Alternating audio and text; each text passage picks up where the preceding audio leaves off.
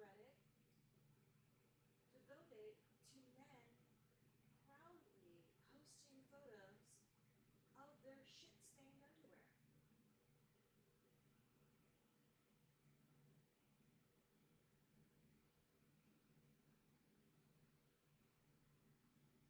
It's better to smell like shit than get some tingling down there.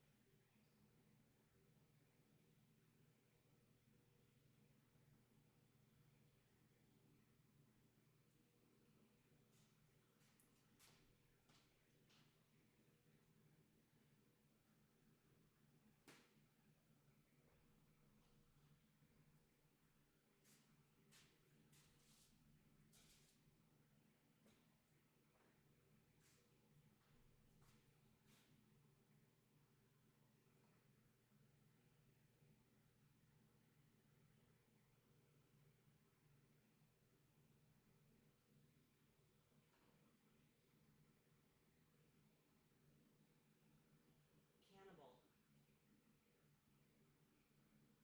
whose daughter also might be a cannibal.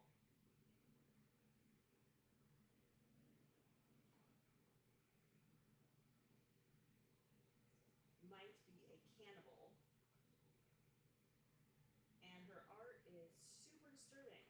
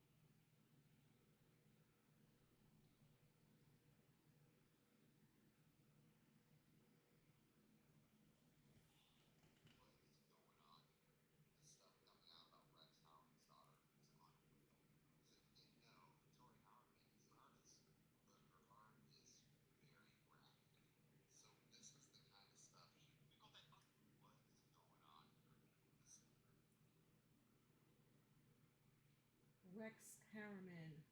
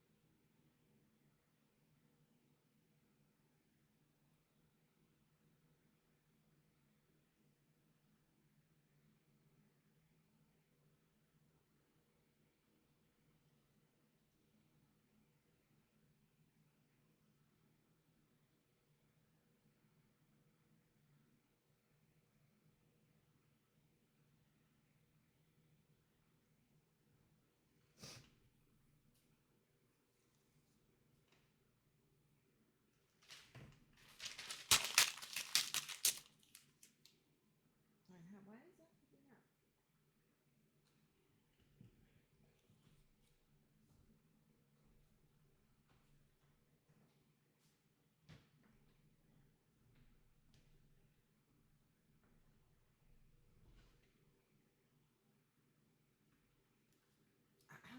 Can you hear me? I hope not. I put it on mute, didn't I? Why is it not muted?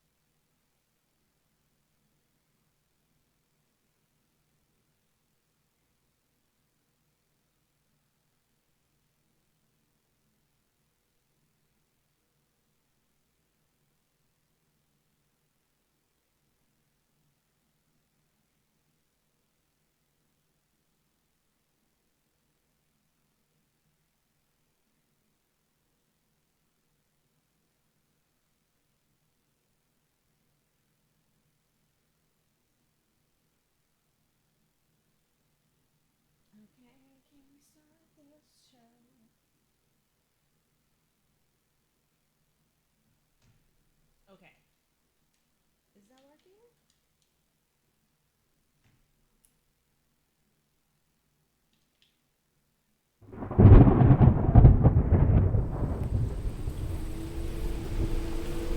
Okay, I'm scared. Hello, everyone.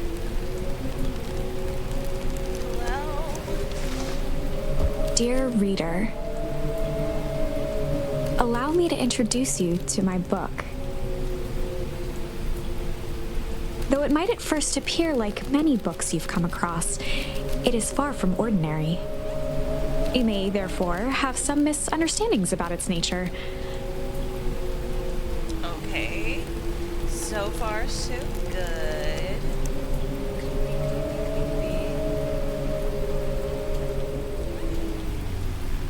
The story that awaits you has not been fully told. In fact, its conclusion is not yet known, even to myself. It is in that way that my book is special. It is in that way that you are special. Without you, there is no story. Bum, bum, bum, bum. Chapter 1. Normal isn't what it used to be. Tell me about it, lady. This is a story about change. Oh my goodness. Good news.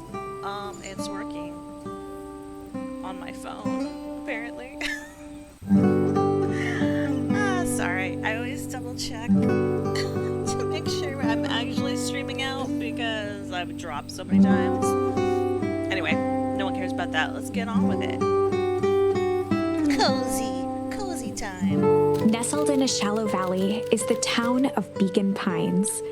Far from the town square, across the river, past the neglected welcome sign, a young boy walks alone at dawn. Oh, look at there. His name is Luca Van Horn, and like you, dear reader, he's here for a reason. Because he has horns and he's so cute. Uh-oh. That looks like a... What's the word I'm looking for? Grave. Turn that down a bit, I think. Alright, that's not helping.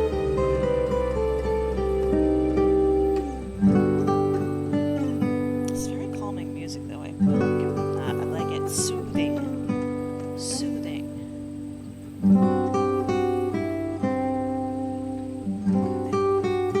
It's very fierce music here. Turn that down a little bit. Hopefully that'll match up. If the sound levels aren't right, just let me know. Love you all. Whoever you might be. Noah. It's Noah. Okay, there we go. Can I click on something correctly?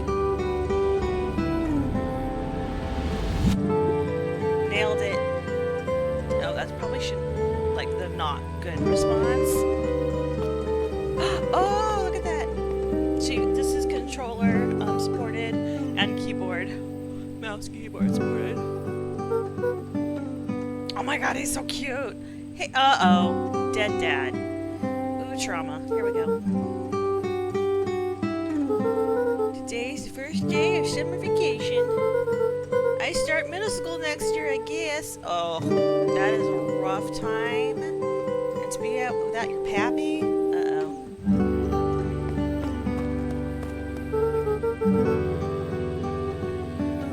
I was 6 years old when you died. And it's been 6 years now. That's about right, huh? From here on out, you'll have to be gone longer than you were here. Oh, that is a effed up transition. From here on out, you'll have been gone longer than you were here. I do remember that point. This kid had it way earlier than me. I can't even imagine. I'm like so having like trauma bonding with this character in a video game. Stop it! Stop it! It's Saturday. I'm not supposed to be in my feelings. It feels like that should mean something. Mom always said that this tree was your favorite spot in the world. It's nice. I like it. Me too. Oh dear. Hey, Luca. I knew I'd find you here. Wow. He's pretty deductive, huh? Rollo was Luca's closest friend. Oh, okay. He possessed many fine qualities, but subtlety was not one of them.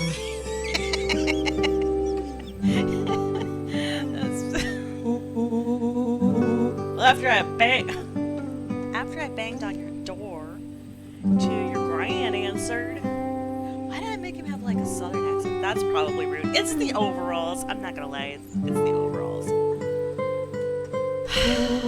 And after I checked the pond and climbed up through the treehouse, and then I knew I'd find you here. Rollo finally noticed the tears welling in his friend's eyes and the flowers on the grave. You dumbass. I mean, he's a 12-year-old boy. Or whatever floofy creature he is. I can't tell. Is he supposed to be like is he some kind of kitty cat? Anyway, it doesn't matter. I'm getting distracted. Here we go. Oh, yeah, right. Ugh. Don't even get me started. Don't even get me started. You and your mom always did this on your dad's birthday. Yeah. I didn't know if you were gonna keep doing it now that your mom's gone too. What the? What? She's not gone. She's just missing. The trauma thickens. Sorry, I meant to say since she went missing. Is she's gonna come back, Rollo? Of course she is. Yeah, Rollo, you're really biffing this one. Hey, okay, Dad, see you next time.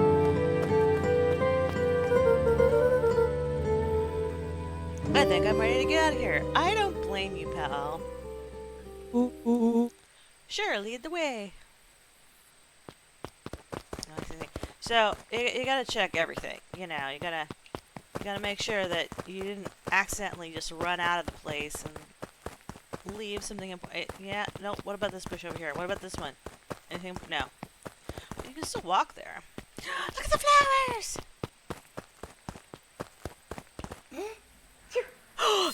That was so cute! Oh, by the way, I got a cha-ching achievement for that. So, be a dork. You'll love it. Oh, okay, I'm pressing B. What are we doing here? It's actually really good controller support. Tickle! Wonderful! I had a good feeling about you from the moment you opened my book. Oh, did you now? That charm is a very special thing. Very special indeed. Keep hold of it for now. Okay. Its purpose will reveal itself soon enough. Cool, cool, cool, cool, cool. I just want to keep doing it. Pretty much made that one so you couldn't miss it, but it's still fun. Oh yeah, I almost forgot. The whole reason I was looking for you. I was wondering if you were ever going to get to that. I found the perfect way to start our summer. How's that? Rollo looked to the side suspiciously. Not here. They might be watching. They who? Shh, not so loud. Need to do this in a secure location. Mission control. Now he's sounding more like Cartman. I don't know. I moved him all over the place today. Alright, I just have to tell Gran and then we can head out. What are you going to tell her? I don't know. I'll think of something. It's all the same to you. I'll meet you at the welcome sign. Your Gran still kind of wigs me out. She's going to be awesome. I can already tell. I don't do well with new people. She moved in like half a year ago. Just meet me at the sign when you're done. Suit yourself, won't be long.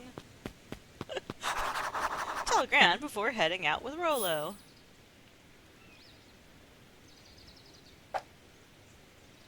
Alright, we got it. Yeah, that's good. We got it, bro.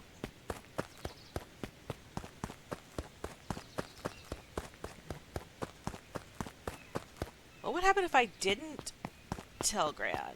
Lucan knew that if he left without telling Gran, it would be trouble. Like, no, this is not a choose your own adventure, bitch. Dear reader, forgive me for this interlude. Sorry, I didn't mean to interrupt you. Go ahead. Remember that charm you found in the dandelion patch? I do. It was like 2 minutes ago. There are more of those special charms to discover throughout Beacon Pines. They've been known to reveal themselves to those who are willing.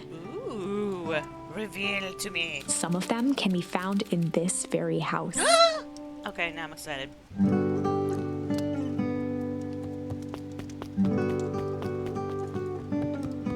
This very house. Oh my gosh. Oh, look at that.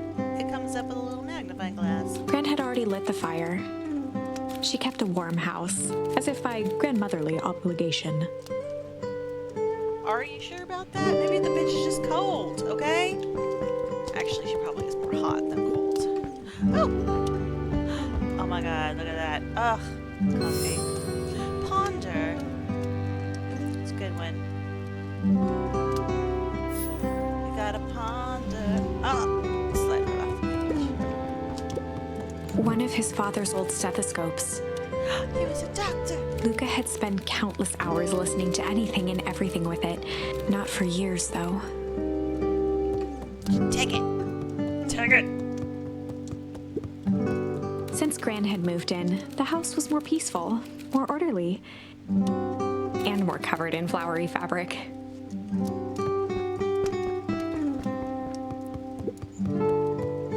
Just some dusty knickknacks.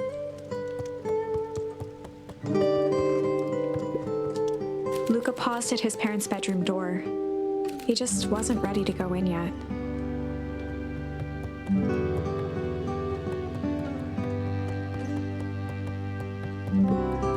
Gran had commandeered the upstairs closet when she moved in. Some things need shelter from a young boy's mischief, she What? said. What? Okay, that's cute. I am hiding.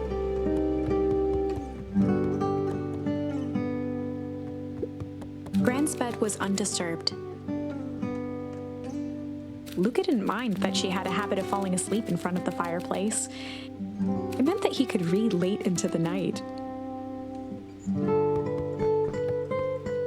Man, he lost a mom and gained a roommate. Oof. That is a tough 12. Luca tossed on his favorite old sweater. Even though it was the first day of summer, a chill still hung in the air.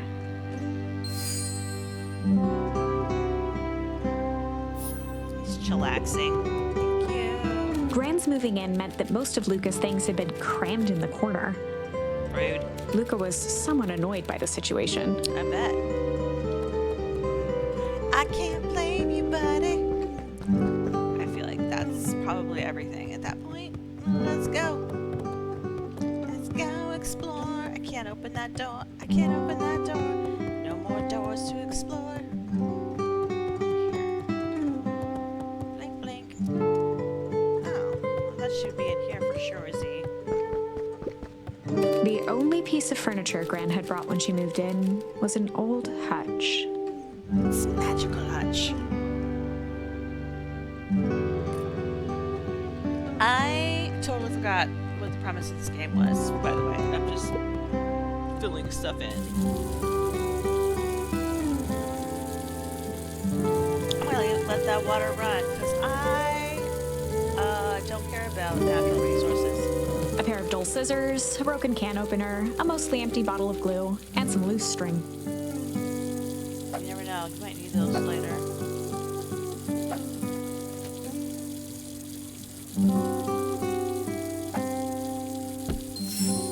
Junk. Oh, good thing. Carrying it with me. An array of prepared meals crowded the refrigerator, each labeled with the day of the week. Oh, she's a food prepper. Oh my, this is quite exciting. I am now certain that you are the one I've been waiting for all these years. You'll recall I was a bit coy regarding the use of charms earlier. Excuse me, I tend to have a flair for the dramatic. You are about to encounter your first turning point. There are certain times in this tale when everything hinges on a single word. Oh, geez, please. Step forth, dear reader. Oh, God. So here's the thing. A sturdy old wheelbarrow. We know how I am. And I want to be the dick character, to be the bad boy, you know what I'm saying? But we know that I'm going to go the good route, because I don't want to hurt Pixel's feelings. Young Luca would spend hours hiding in the bushes, waiting for a chance to jump out and startle his mother. She always enjoyed humoring him by feigning terror.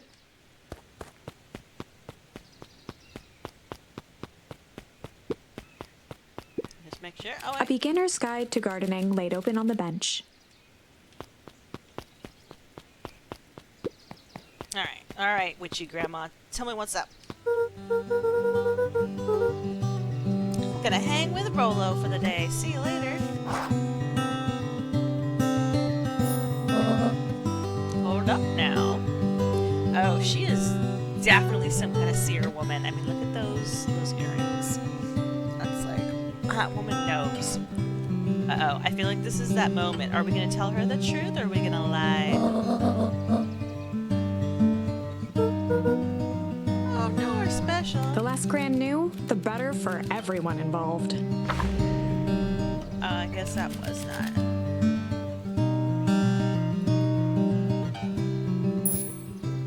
Oh, ponder, hide, or chill. We're gonna chill for the day. We were just gonna go chill for the day. The best lies are built on truth. Boys are always in a hurry to do nothing. I guess we gotta lie no matter what. We stick to what we're good at. Make sure you're done chilling in time for supper. Easy. Impressive. You've managed to navigate your first turning point without too much of a mess. I feel accomplished. That is the power of charms. A single word can change everything. I think it's time to introduce you to the Chronicle. I do love how suspenseful it is. The Chronicle is a record of the decisions you've made. Cool. You can see the turning point, which has been revealed. A little flower. At any time, you can use the Chronicle to go back and invoke different charms, creating new branches. Oh, interesting. Okay. Luckily for us, this is the one and only turning point where the charms won't dramatically alter fate. Uh-oh. It's the perfect opportunity to experiment with rewriting things. A grand jury. Alright, let's ponder for the day. We were just gonna go ponder for the day. Because why not? It's like Baldur's Gate 3 all over again. Oh really? What are you boys going to ponder on such a lovely day exactly? This was Luca's chance to sell his alibi. Oh, yeah, okay. You know, big stuff, small stuff, medium, mostly medium ponder. Nailed it. Excellent job. Make sure you don't overburden yourself with the ponderance of pondering.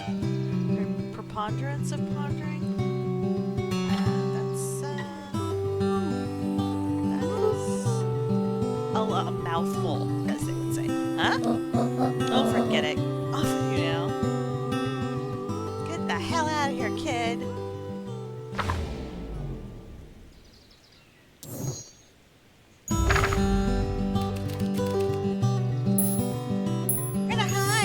We were just gonna go hide for the day.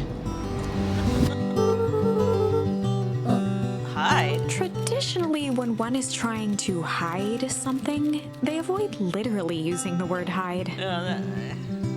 He's cute, not smart. Yeah, I guess Rolo met some other kids and we can beat them in hide and seek. Are you a little old for that? It's not like there's much. It's not like there's much else to do around here. I feel you, kid. Make sure you boys are done playing your little game in time for supper. All's well that ends well.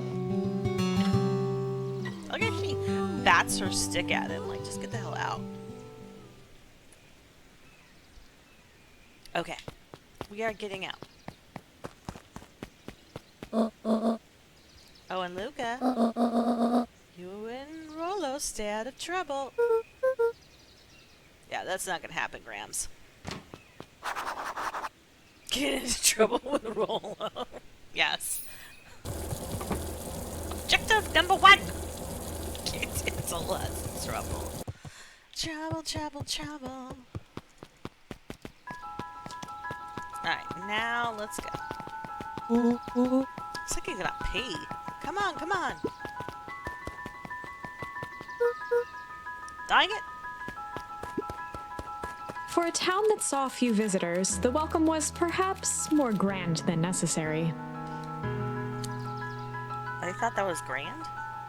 I guess it is big compared to the rest of them. You know the drill. Don't let anyone discover our secret path.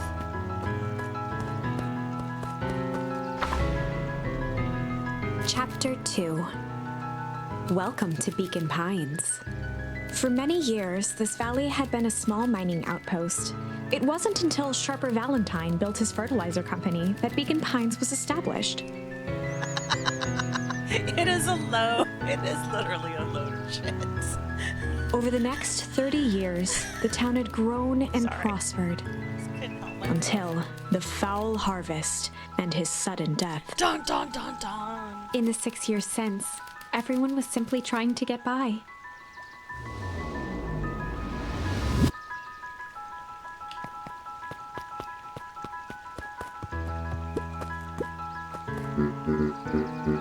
Sorry, young Mr. Van Horn, can't talk right now. Very busy with preparations. Mayor Augustus Valentine was not busy. No. He clearly was a day drinker, though. Oh, sorry, Gus. How many times do I... It's Mayor Valen... Flustered, Gus instinctively loosened his tie. More? Keep up the good work. I must briefly attend to concerned citizen. Huh? It's nothing. Keep at it. Alright, what can the mayor of Beacon Pines do for you today? Just saying hi, I guess. Oh, well, good day to you too, Mr. Young Van Horn. Mr. Van Horn? Van Horn, is she younger, Mr.? Oh, hey, Mr. I did not realize that is a very lovely coif, Mr. Kerr. Hey there, Belle. William Kerr was the CEO of Perennial Harvest Company.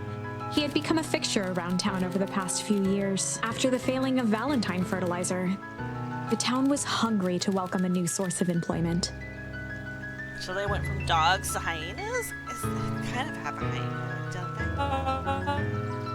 they? Is that over the big festival? Sure. Come on now, when I was your age, there was nothing more exciting than a town festival. The food, the music, the dancing. Sounds pretty alright. You're gosh dang right it is. I'm looking forward to letting off some steam myself. Make sure to invite all your little friends. I want him to do like finger guns now. Boop-boo, boop-boo, and like walk away backwards. I couldn't keep roll away if I tried. Excellent. Sorry, Luca, I gotta get back to my proverbial grindstone. Our heavens waits and all that. It's our harvest waits. Oh now. Left side's a little low.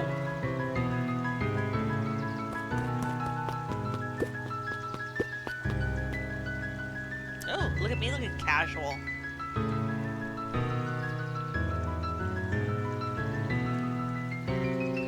That's me casual.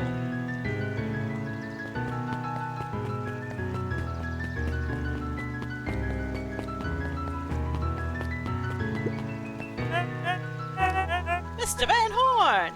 Do you have a moment? It's just Luca.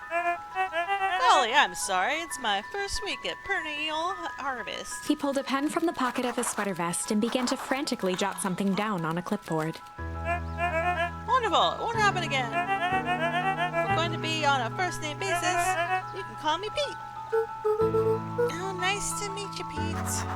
Alright, what are you reading? Oh, just documenting. Gosh, it's a part of something so darn special. You know, it's not just about new fountains and phone booths. What? We're gonna change the world. Sure. It all starts here in Beacon Pines. Isn't that amazing? Anyway, I better get... Oh, that reminds me. We'd love to hear your thoughts. My thoughts? You bet. We're gonna change this town. We need to get every detail right. That sounds intense. Change the world is intense! I don't care for your tone, Pete. So, what do you say? Could you answer a few questions? I guess, but it's like, why are you bothering this 12-year-old? Open to answering a few quick questions. One down. See, it's not that hard, is it? Okay, we're going already. Question 2. What is something you love about Beacon Pines? I never really thought about it before. Perfect. It's the only place I've ever lived. See, that wasn't too painful. Pete stopped scribbling and glanced up from the clipboard. What is it? I guess that? Huzzah! Our first 3 questions answered in record time. Are you literally writing everything down? Thank you so much for your time. I need to process these answers. We can save the rest of your thoughts for later. I think they're a robot. Okay. Our harvest awaits. Definitely a cult. First of all. Because, now 2 of them have said it. And everyone knows it takes 2 to make a cult.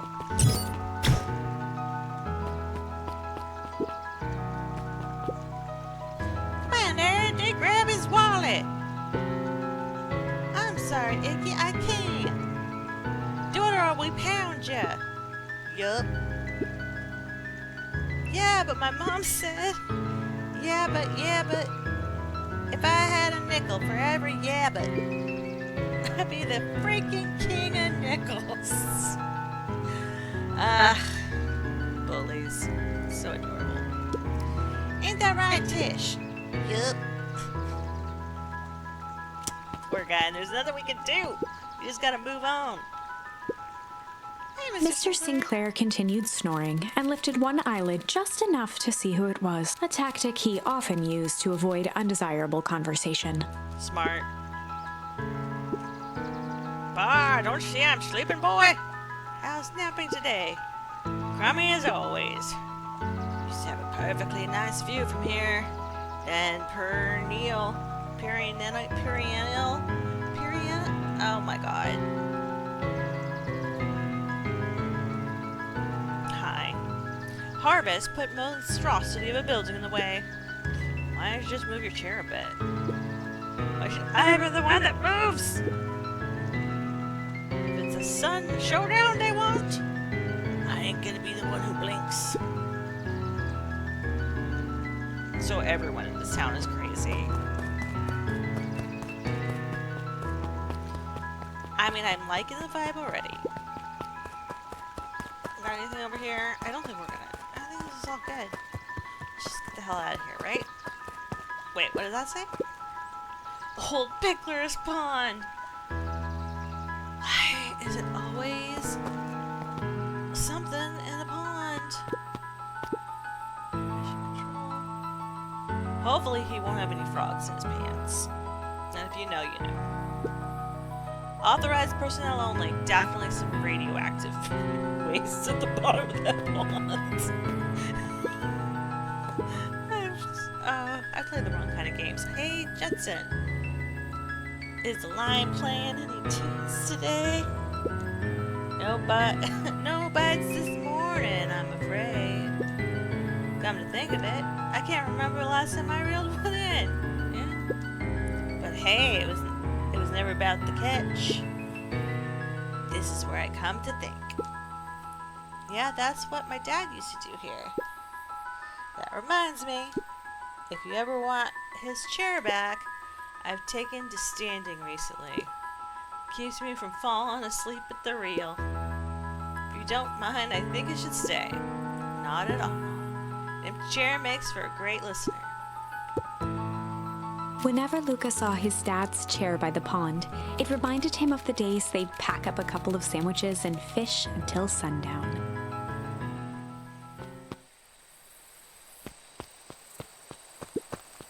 Luca opened the tackle box and picked the perfect bait. I want to say tickle's probably not the right answer. I'm going to do tickle. Luca gently baited a feather onto the hook. Oh, I didn't Good do for that. skimming the surface.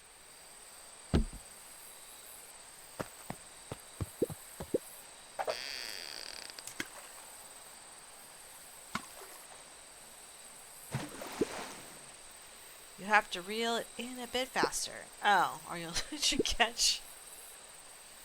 Yeah, I did not realize I actually had to interact. Luca gently baited. Good for skimming the surface. Yeah. Okay.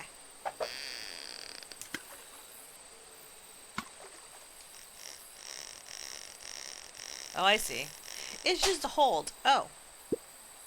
Easy there, buckaroo. You don't know your own strength. Clearly, I don't. Clearly, my button-holding abilities is OP. Let's go on. For fuck's sake. Luca gently baited a feather. Good for skimming the. Yeah, we got that. We got that, bae. Okay, just pull it out. Pull it out. Pull it a little. Pull it a little. Pull it. Pull it. Pull it. Pull. Okay, this is more complicated than Guild Wars 2 fishing, and that's a pain in the ass. Oh my god, that scared the hell out of me. It's a ducky! Well, I'll be switched. It's your old rubber ducky. You were just a little drooling ball of fur when you lost that. Cried for days. Told you to turn up. Alright, Luca tied a shoestring to the hook. What fish could resist a nice shoestring? so age for the question for the ages? Something like that.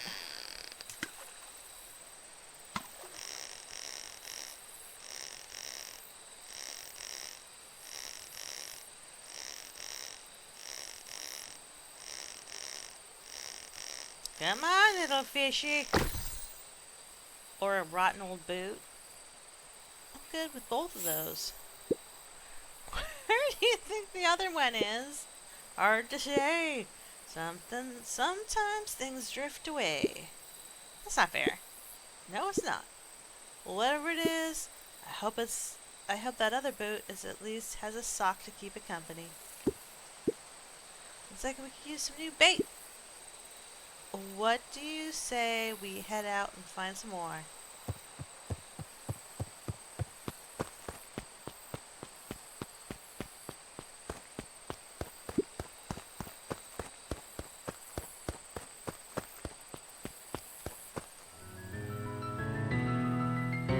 Oh no, he's all sad. Is there something else? Oh, I see. I can just keep going back and forth then, huh? Did I just talk to you about getting some bait? Nope.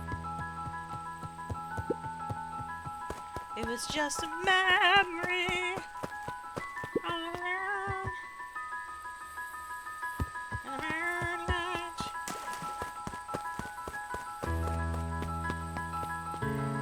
Just keep out cats?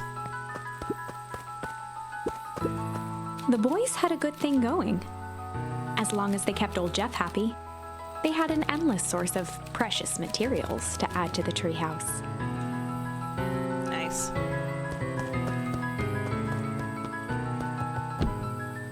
Oh. After Luca's father had passed, Rollo became obsessed with them building their own Hank atomic star scraper. It was some time before Luca realized it was Rollo's way of keeping him occupied.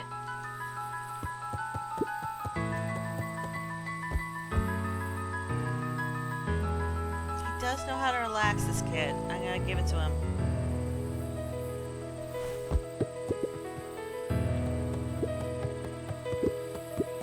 On certain nights, when the clouds were just right, the boys could tune into strange patterns of static. Rollo thinks it's aliens. I mean, it could be ghosts, just like, you know, spoiler alert, oxen-free. He always thinks it's aliens. Also a great game. Play the game. Oh, look at me. Luca looked up at the satellite dish.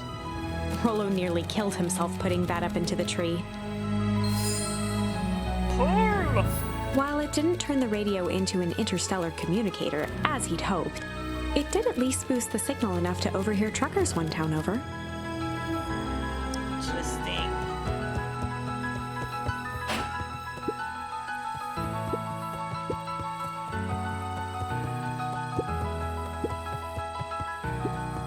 Alright, fine, I'll talk to you. So what's this top secret plan to start our summer? So you know the abandoned warehouse by my place?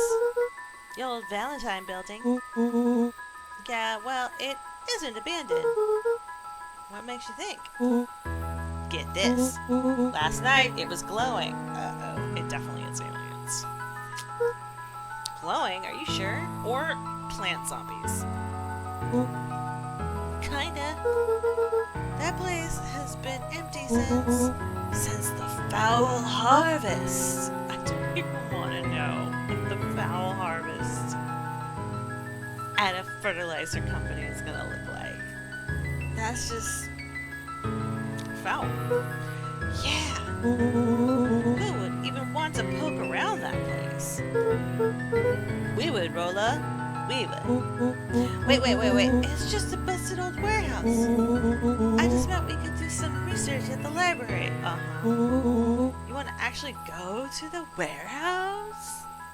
Please. Like, that wasn't your idea all along.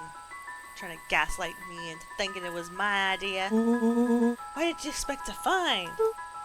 Answers. Wow, this kid's good. My mom's out there somewhere, and it seems like everyone wants to pretend that she's gone for good. Tears in the eyes. You don't have to come, Rollo, if you don't want to. It's giving very Dean from Supernatural One Manly Tear right now. You don't have to come, Rollo, if you don't want to. Yeah, in this moment he became a man, his voice dropped an octave. I remember that time I sort of accidentally burned down the chicken coop? Did I sort of? And you jumped in and said it was your fault before my paw throttled me? This was a flaming chicken coop sort of deal. 'Cause I can't say poop, I have to say flaming chicken coop. That's very cute. I've got your back. Of course you do. Thanks, Rolla, because we're best buds, that's why. Now that I think about it, poking around a decrepit fertilizer warehouse is exactly how I wanted to spend my first day of summer. You're a 12-year-old boy thing, so yeah, obviously. Let's go! Could not wait. He like leapt out the damn thing. Where is it? Come on, let's go. No, I could just walk out. Wait, no! I'm just used to much more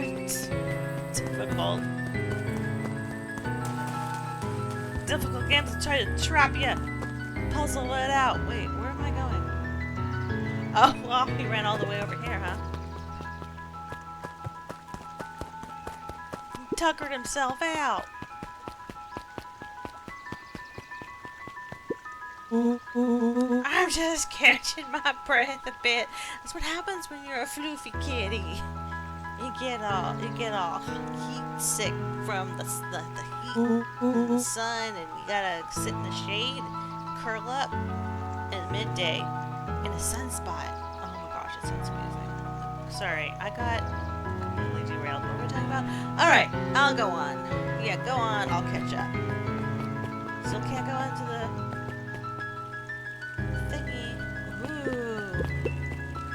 Luca could see the morning regulars nestled in their booths at the Early Bean. Early Bean. Hey, Mrs. Nelson. Hey, Luca. Any big plans for the summer? Not really. Heard anything about the old fertilizer warehouse? Any strange happenings? I can't say that I have. Either way, a dusty old warehouse is no place for a young boy. It's perfect. I don't know. She never met a boy? You'd be safe now. I mean, me as a 12-year-old would freaking love the dusty old warehouse. It definitely went to quite a few dusty old warehouses. As a 12-year-old. Miss Hatch could often be found near the fountain, too absorbed in a book to be distracted. The two wandered down the wooden path, unaware of the danger ahead. Oh, this is getting good. I wonder if I can crawl up the side of this building here. Can I do it? No, I can't.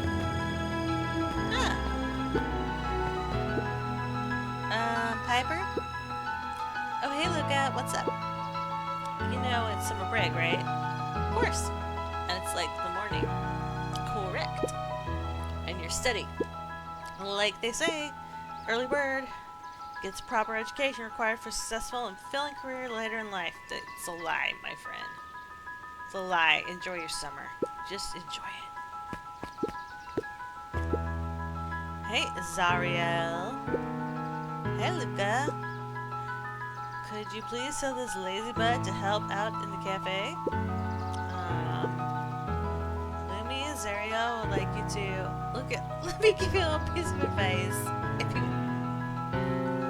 If you never do what they don't love, if you never do what you don't love, then you'll never work a day in your life. You're really setting the kid up for success.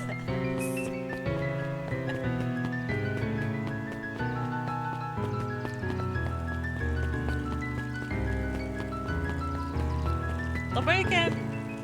Holden Wilder ran the local paper of record, the Beacon. I like the Bacon better. Hey, Mr. Wilder. Morning, Luca. What's the day have in store for you? I was wondering if you heard any news about news? The Beacon knows the news that needs knowing. Any news about the old fertilizer warehouse? Nope. Oh. Rollo thought he saw some lights there last night. Rollo ought to be careful poking around that part of town. Winds of change are blowing. Okay, we've got third member. And the change is a dangerous animal. Well, maybe he is an anti. I think it's part of the whole. Luca, just the fellow I was looking for. Uh-oh. Hey, Roxy, what's up? Oh, right. Rendezvous with Roxy. This is an important turning point. Uh-oh. The first time where your charms will change the course of fate. And currently, we only have one suitable charm at our disposal. Have no fear, we can always return later using the Chronicle once we find more charms. Well, now I'm just rambling. Where were we? No, that was very helpful. I appreciate that book. You have seen my blockhead brother today? He skipped out before breakfast. Well, no, really no. Can't say I have. Can't say or won't say. But Roxy's gonna throw hands. Throw paws! She's gonna throw paws. Roxy, would I lie to you? Look, I went up. I almost forgot to tell you. Roxy might be lurking around here. This is one of her favorite places to stand around and be useless. Dude, know your audience. Take a look-see. Rollo, we need to make sure she doesn't spot us, he says at the top of his voice, waving a giant flag around and setting off air horns. Rollo? Why are you doing that turning thing with your body? What, are you not scared? scared, are you? She's harmless. And a chump. And she's right around the corner, isn't she? Dumbass. Get in trouble with Rulo. Your friend's a dork. Okay, don't mind me, just over here lurking uselessly. Being the older sister, man, it's tough. It's a lot of work. Oh, hey, sis. Nice weather we're having, eh? Couldn't help but notice you were snuck out of morning before you got to breakfast. Wasn't hungry. Also couldn't help but notice your morning chores were left unchored. Oh, that's nice. I never thought to unchore it. Roxy, I'm gonna level with you. I'm sick and tired of digging up carrots. Wait, why are they picking up? They do not have bunny ears. Why are they picking up? They are definitely cats. Why am I trying to species them? Like, it's fine. They can be whatever they want to be. But she has a canine. Okay, anyway, that's fine. We gotta pick up the slack since the foul harvest. Wait for 6 whole years? Almost every carrot I dig up is rotten. And the rest looks like they were hit with Hank's automatic shrinkle ray. All the more reason to keep on digging. There's gotta be more to life than puny carrots. I could make a joke, but I won't. Look, Roxy, look at a place to be, so don't mind. Oh, I do mind. And I'm gonna catch hell again because of you. That. Oh, I'm not gonna catch hell again because of that. Yeah, this is very older. So far, trigger warnings, dead dad, and now oldest sister trauma. It's going real well for me so far. Okay. So you march yourselves home and harvest those carrots, or I'll just haul you home myself. Rollo froze as Roxy took a step toward him, cracking her knuckles. Luca knew he had one chance to save his friend from being dragged home. In the past, he found the best way to deal with an enraged Roxy was to be a little chill. In the past, he found the best way to deal with an enraged Roxy was to be a little chill. Come on, Roxy. It's the first day of summer. The sun's shining and we just want to take it easy. Let's leave tomorrow's problems for tomorrow. That's great and all, but Rollo's problems have a way of becoming my problems. And Pa always says tomorrow's work is best left for yesterday. March, ya big oaf. Aw, rats. Expect a full report about the Valentine place. A full report! But now he's being chilled with a squirrel. Now we gotta go alone. This is gonna be good. This is good. So, Fitz, what you up to this lovely day? Cool. Yeah. Shopper Valentine, founder Beacon Pines. Never underestimated what a great man can do given time. A bit much, if you ask me. Yeah, I think so. I think the hat is more of his personality, really. Indulgent. That might be a good one to smack on the old Roxy. Oh, wait. Last Chance Diner. That's where we came from. Okay. Up at dawn! I wonder if she's sleeping. Hey, Dawn. Oh, that's cute. Sorry to wake ya. Is that a bat? Oh my god, she's so adorable! Whoever did the art for this game, it's really beautiful. I love it. Really good. And I want a little bat with a little pink nose and a little bow in his ear. No problem. It comes with a job. Dawn had dreams of becoming a big-time reporter. At night, she searched for the story that could be her big break. By day, she hawked papers at the newsstand. What's up? Olo said he saw something strange going on at the warehouse. Something strange in the neighborhood. Who are you gonna call? Not Rolo. You know anything about that? You might say I've heard some things. Would you say that, Betty? Is that what you would say? Working on a story about it right now. So what's going on? Can't quite say yet. I just need to follow up with a few leads. Keep me in the loop, okay? Sure thing. Things seem to be quiet in town today. Yep, everyone's preparing for the festival.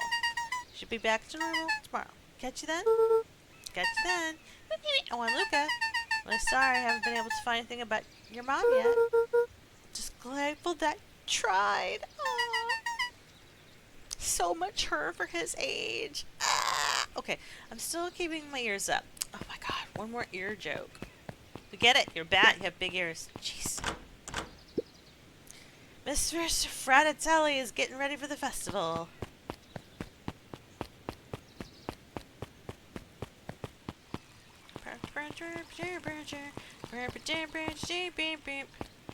Buds and... Ah! So cute. No touching! I smacked it. Did you see that? Can I do it again? Oh, there we go. I think I'm kicking. Oh! Watermelon bongo, play that funky music. Achievement. Okay. If you like cool hand-drawn art, feel and have ADHD, this is perfect game for you.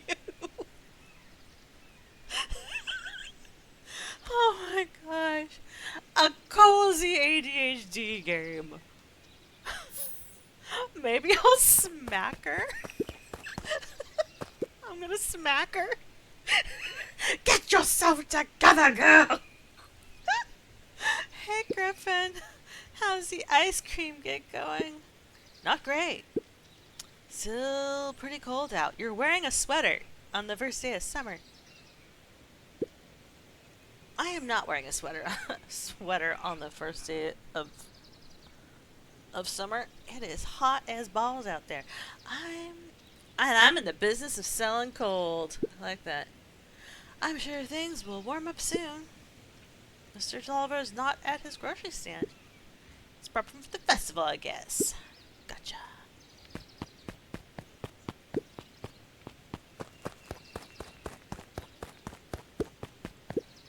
Hey, Bert. Hey, Luca. Doing some fact checking for the town sister exhibit? Look, kid, I'm just here to put up the lights. But did you know? Where the town was founded, there were only 7 citizens. And they all worked for a mining company? Uh-oh. Okay, maybe it's not. Aliens? It could be ancient aliens, though. I'm still going with that. And they worked for a mining company. And there were only one dirt road leading into the town. And there's still only one dirt road leading to the town. Alright. I mean, that's good information.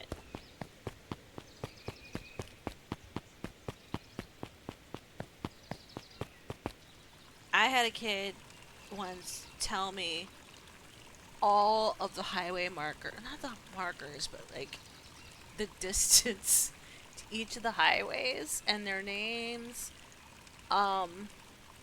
within the expanded like metro region that I was living in, and I was just like, this is gonna be a long day. It was a long day. Uh-oh. Hey, Solomon. Are we on the bad side of town? We totally are. Busted up windows, crappy library that's closed, the drugstore, wink wink. Alright, sorry. Apologies, no time for chit-chat. Cool. Jeff's hardware closed down about a year ago. The effects of the foul harvest stretched wide.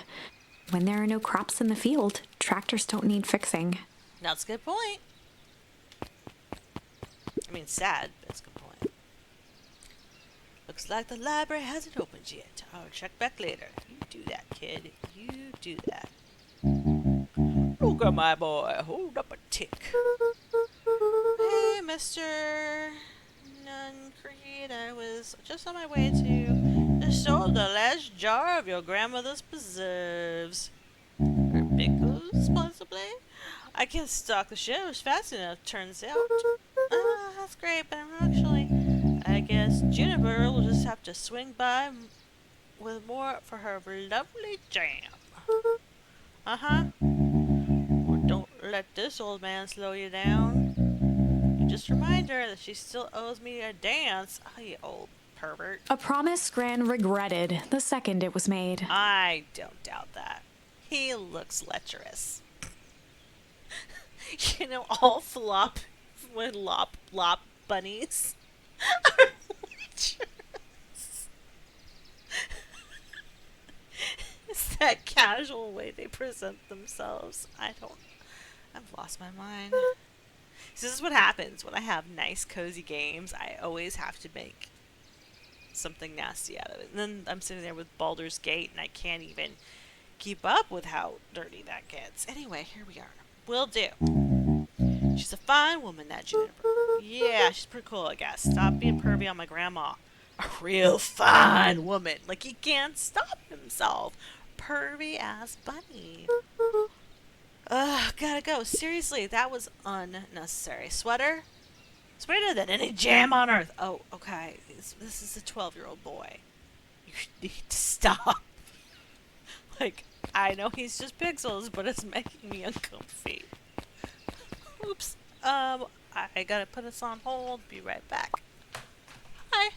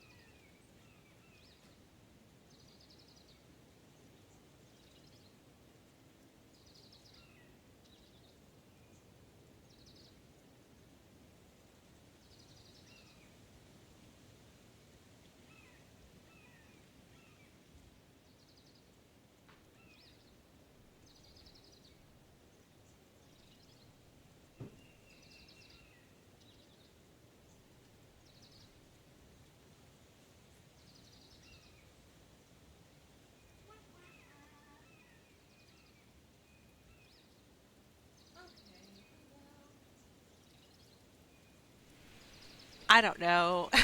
Hopefully everything was fine. Let me see something. Weep, weep, weep. Yeah, everything is fine. Sorry about that. Saga of the air conditioner continues. What are we doing? Oh, let's go back to the game. Oh, it turned off.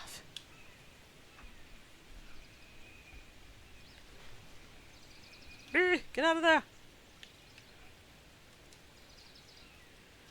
Oh, come on, buddy. You're not picking up. You're not picking up when I'm laying down. Bacon pines! That's right. Bacon. Bacon. Yeah. It's so cute, and I'm making it endlessly complicated. How's it going, Griff?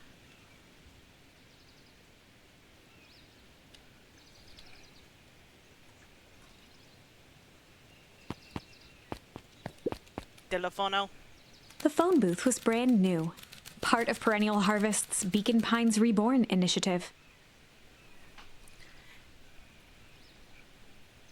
Oh. Yeah, mine's been very quiet. I'm sorry yours has been noisy.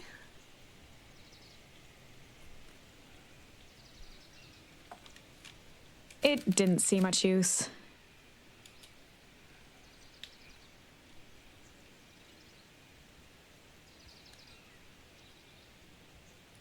Oh, yeah.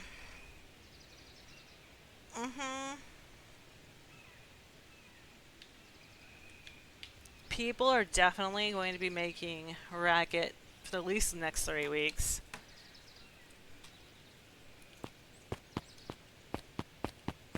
I had my headphones on and somebody let off a rocket right next to my building. And because I didn't hear the initial, all I heard was like the loud explosion, and I seriously ducked. I was like, it's it's just a firework. Like, what's going on? And then like realized it immediately, but I was just like, ugh. 'Cause I forgot what day it was. Ow. Oh, God. Yeah, construction noise is definitely always loud. Okay, are you gonna... Oh, hey, Luca. Oh, dang.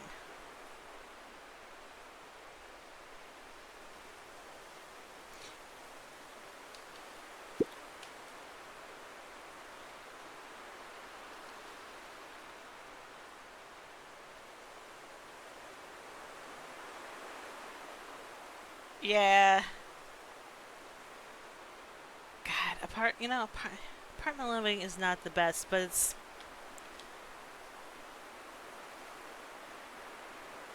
such a pain in the butt.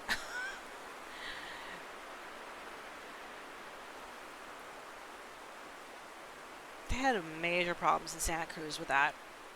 Okay, is this... Oh, finally! Okay, sorry, my controller finally hooked up.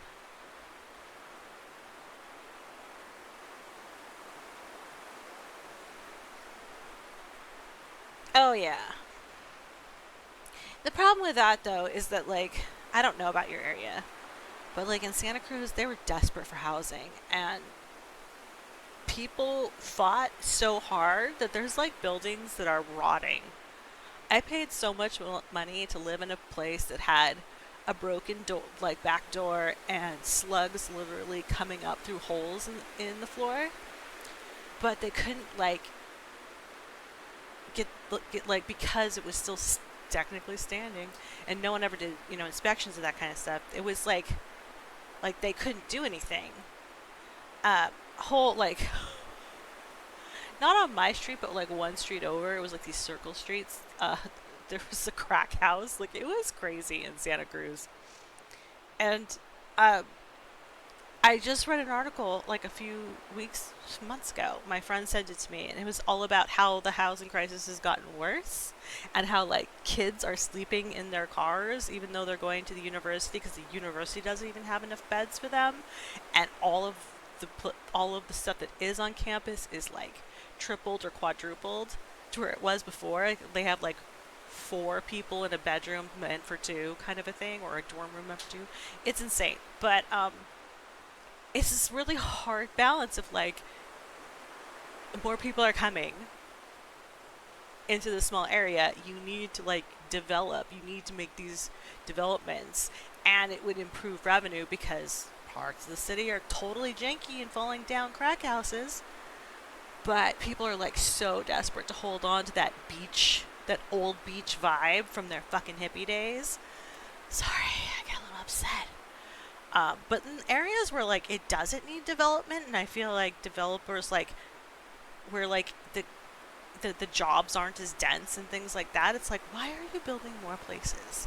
We're doing that in Big Bear a lot too. Like they're building up a lot of apartments, and I'm like, we don't have that many people to live here. Like, why are you doing that? Sorry, I'm totally off subject.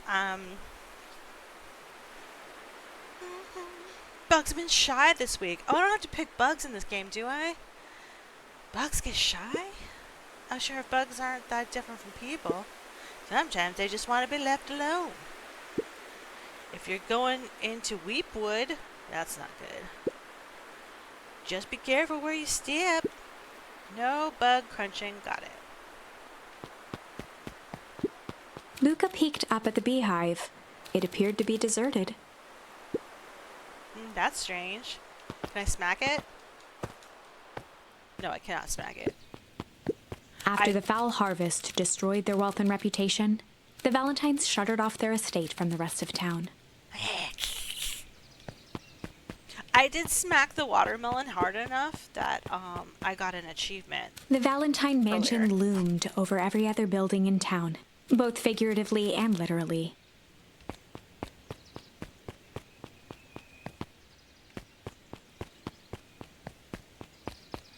What is this? Apparently nothing. This is nothing. Why are you wasting your time coming all the way over here? You silly goose. Do do do do do do do do do do do do do do do do do do do. I can't remember what I was doing. Oh, that's right. My sister came by to help me fix my window issue. Did I get everything over here already? Luca knew that if he gave up now, Oh. he'd never hear the end of it from. Right. Thank you. Keep me on task.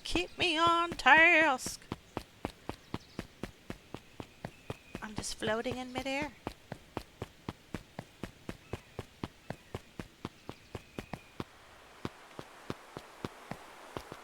The path led into a small hollow at the edge of Weepwood. Okay, no turning back now. Caution, electrified fence. Is that sign new? Absolutely. The fence thrummed with a gentle electric buzz. Do not pee on it. So what would Rolo... Do not ask yourself, what would Rolo do? You're gonna have bad choices, okay? Luca often asked himself what Rolo would do, so that he could rule out that option. Definitely not touching that thing. Smart kid.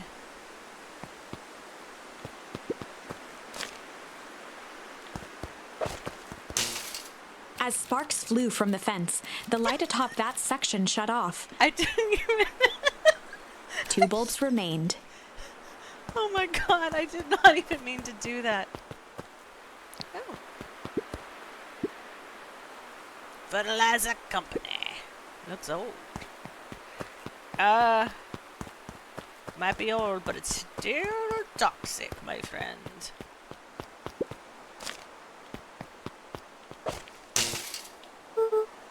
That's 2. 1 more to go.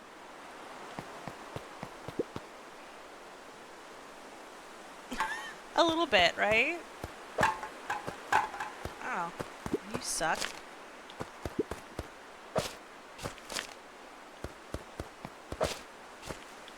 What? There we go. The fence's buzzing gave way to silence. Oh, yeah, the sounds, right? They do have like a silly little jaunty walk in Don't Starve. And I was always like, does it have to be such a peppy step? I mean, shouldn't it be more like a trepidatious? Okay, the moment of truth, sorry. Every Yeah, it's kid in very town bounty. knew the old Valentine fertilizer building. Long abandoned, the warehouse once served as the industrial heart of Beacon Pines. Okay. It sounds like someone is going to be in there with like a very long, fine mustache that they're curling. This background music here. Now, it stood only as a reminder of things left behind. The dormant building showed strange signs of life. Okay, so Rollo wasn't exaggerating ruins. What's going on here? There was only one way to find out. Wow, that smells awful. It's a dumpster. What do you expect it to smell like? Too bad Rollo's not here. You have no problem poking around in there. I think he's saying he's a dirty kitty. The hose emitted a subtle sound. Well, that's It was actively draining some kind of liquid. also not good. Probably shouldn't walk through it a lot. Here, let's walk through it a lot. The water looked almost diseased. Yeah. It flowed slowly into the woods. I'm walking through it and nobody cares.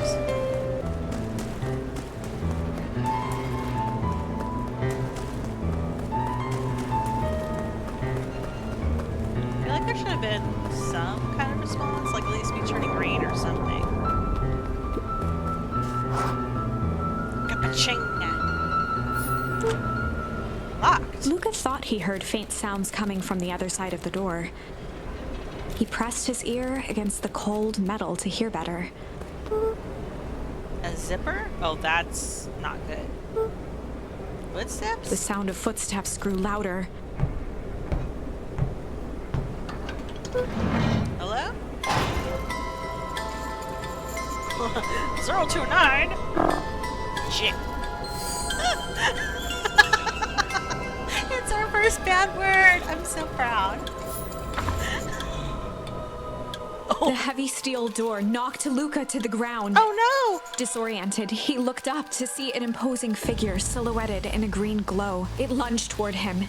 He tried to scramble away, but felt a gloved hand latch onto his ankle. Luca watched his fingernails leave trails in the dirt as the hand slowly dragged him back through the door, into the lab, into the green light. Okay. I think I've discussed this in many previous sessions, but Choose Your Own Adventure really causes a lot of anxiety for me. This is a story about change. I was gonna say poop, but I guess it's change. This is a story about change.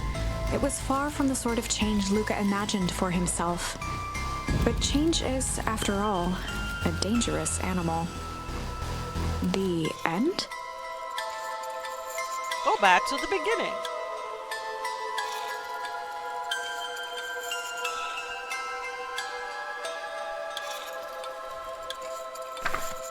I probably should have warned you about this. That I'm gonna die? Yeah, you should have warned me. Thanks. There are many paths that our story can take. Most will end in tragedy, but don't let that discourage you. But will it end in fish sticks? We will find the ending that this story deserves. I just know it. Okay. From here on out, a charm will have a check mark when it's been used to its full potential at a given turning point. Now, let's try something different. House of Horrors. Oh, okay, cool, because I did all three, so let's do some shit.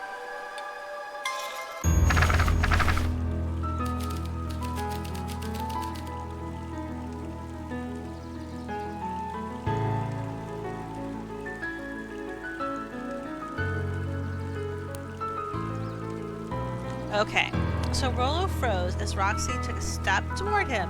Cracking her knuckles, Luca knew that he had one chance to save his friend from being dragged home.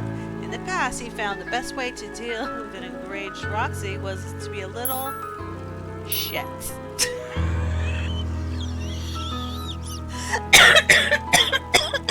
Oh my god. In the past, he found the best way to deal with an enraged Roxy was to be a little shit.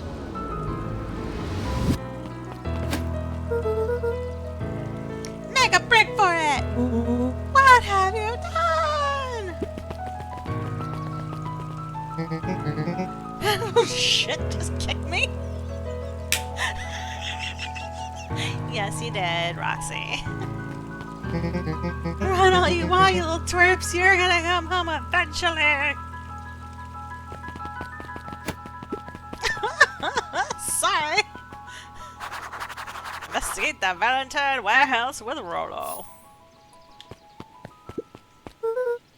Sorry about that. Oh, I can't get overexcited sometimes. Solomon Valentine, current ward of and future successor to the Valentine fortune, huffed as he brushed off his pants. A town of complete and utter fools. No wonder. One wonders if it's worth taking anything here seriously.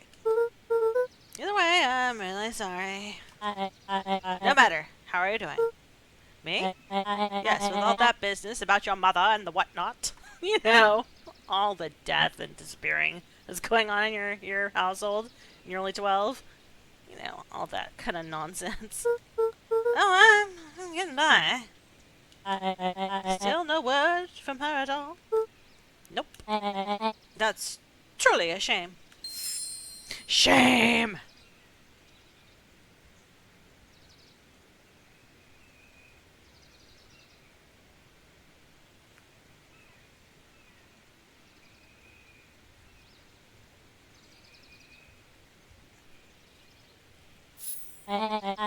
Now all I can think of is the Game of Thrones. Shame! Shame! Your grandmother has taken residence to keep house? Yeah? And how is that going? Mostly standing in each other's way. You make it sound like she's rarely at home. It's not like that. She just has a lot to do. She's still settling and trying to figure out how to make ends meet. Indeed. Well, count your blessings. It's better to have a caretaker who is rarely around than the one who tries to compensate by smothering you with a dungeon. Doesn't sound so bad. Trust me when I say, it's best to rely on yourself. Families have a way of creating more problems than they solve. Wow, buddy. Who hurt you? Ah, shizzle. Speaking of who hurt... Solomon trifled a gesture toward the approaching heiress Valentine. Speaking of the devil... It got really weird there. All of a sudden, my voice. Do you wander off like that? Do not wander off like that. She's a whippet after all. I'm much too busy to be looking after you all over for you. Apologies, heiress. He's so dour and sad. He's like, they took all my money, and I'm a sad pup now. I'm just taking a stroll through town. Strolls are for commoners. You're Valentine now. Wait, he married into the fortune? Wow, okay, that's weird. I want you to be present for the construction of the History Museum. The future of this town relies on the ability to remember our family's great past. Of course. After you, darling. That was awkward. And I don't want to talk to this guy again. He's a pervert. Damn it, he didn't let me get past. Yeah, you're going to talk about how hot my grandma is again, and I don't like that. I'm 12. And not the same species as you. Go away. Look at my boy. Hold up a dick. I'm kind of in a hurry right now. Yeah, thank God. Just keep going. Run! Boy's got too much of his father in him. Uh-oh, that's ominous. I win! Little help? I am the champion! Try not to die of a heart attack. We are racing? The road get longer? Like anything ever changes around here. It seemed longer. You're just light-headed from the run. You really should pace yourself next time. You're a fluffy kitty. You gotta calm down. I'm sure I should take advice from second place. Has that sign always been here? Wait, what? Gosh, an electrified fence. Oh, that's definitely new.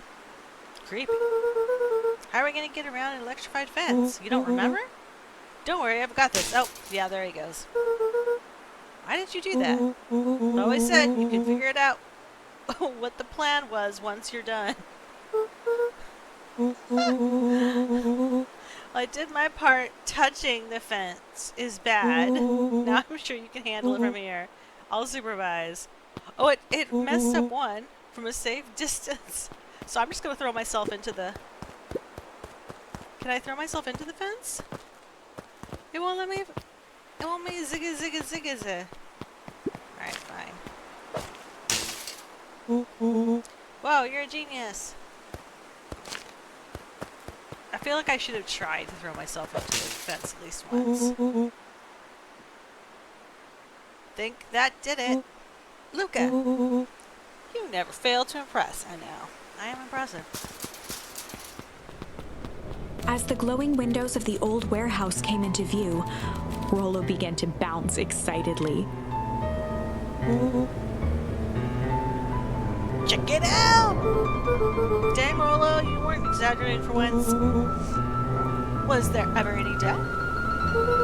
This definitely needs investigating. Good thing 2 ace detectives are on the case. This is bizarre. This is awesome. Alright, that's new. Rumbo! Oh, is it? It flows pretty well for AI. Did you feel that? That's true. It is harder to tell with the AI voices. What? The excitement in the air? You bet your butt I did. Check out this puddle. That's not normal. And this hose.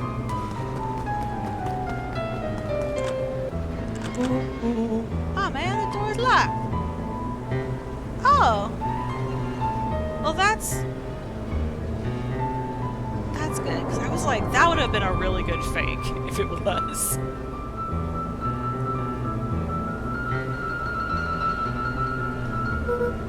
Try harder. No dice, it won't budge. Oh well. The dumpster's new, right? It's gotta have stuff in it. That's true. There is like a recent thing, I don't know who it was, but they wanted Scarlett Johansson's voice, and she said no. So he did an AI version of her voice, and now she's suing him.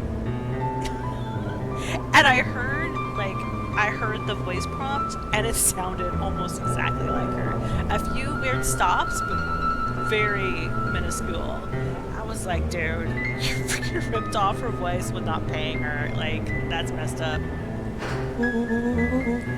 I can't really see what's in here. We're gonna knock you in, dude. Who did all of this?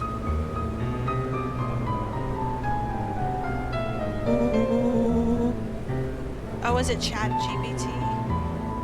Okay. My nose is itching. I think I smell treasure. That is not treasure. Are you sure that isn't the hazardous waste? I mean, that's what I'm going for.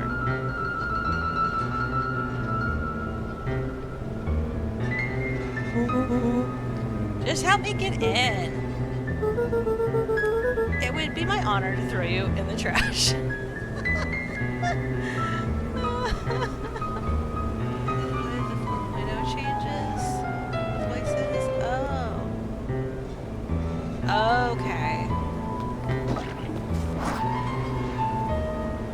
just squish when you jumped in? Come on, lady luck. So what's in there? Let's see. There's a squishy bag of squish. No. Do not. Oh god, now all I can think of is that scene in Fight Club where they go into the dumpster diving and I'm like, a squishy bag of squish, do not pick that up. Wow. A good inch of stagnant sludge. Your natural habitat. Wait, hold, it's a phone. Two phones. Check out these boys out.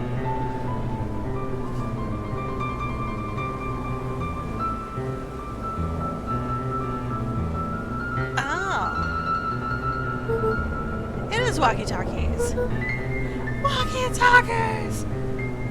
Yeah, I don't bother. I haven't really thought about it.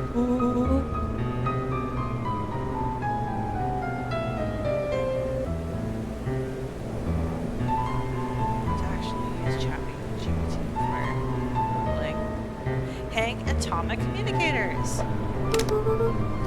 These things actually work? Ground command to Hank Atomic. Hank, do you read me? This is Hank Atomic, ground command. You're coming in 5 by 5. How, are your final readouts, Hank?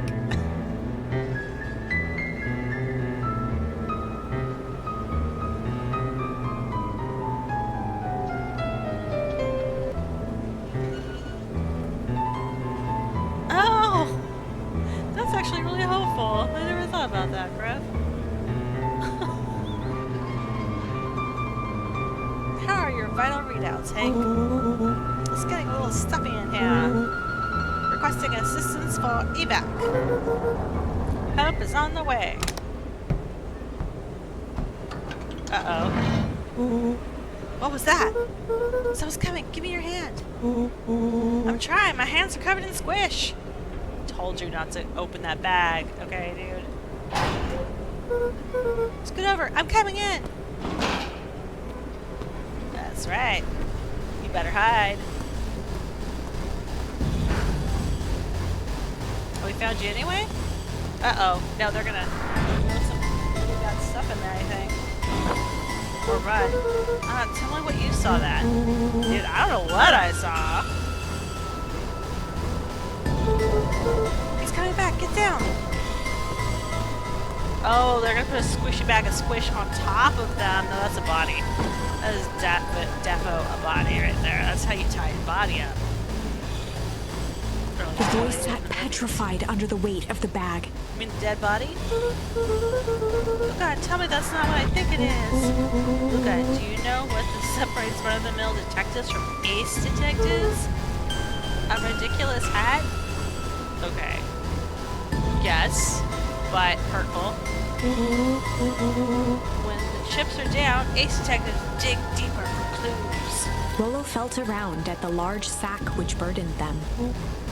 He snapped off a tag from just within a small zipper opening in the bag. It's some sort of badge or something. Rollo held the badge up to a faint shaft of light within the dumpster. Dr. Prescott, deep engineering. It's a name tag. Who threw a bag full of slimy old name tags? Yeah. Wow, Rollo. You are too precious for this world. I think there's just one name tag in the bag full of something else. Oh, okay. I think we should make a break for it. Sing on. There's no time to panic. I'm not panicking! You're panicking! See, Rollo is not the guy to bring in on these, you know, these kind of operations. Calm down. You have to squeeze my hand so hard. Dude, I'm not only your aunt. Equipment center out. What other slime-covered hand would there be in here?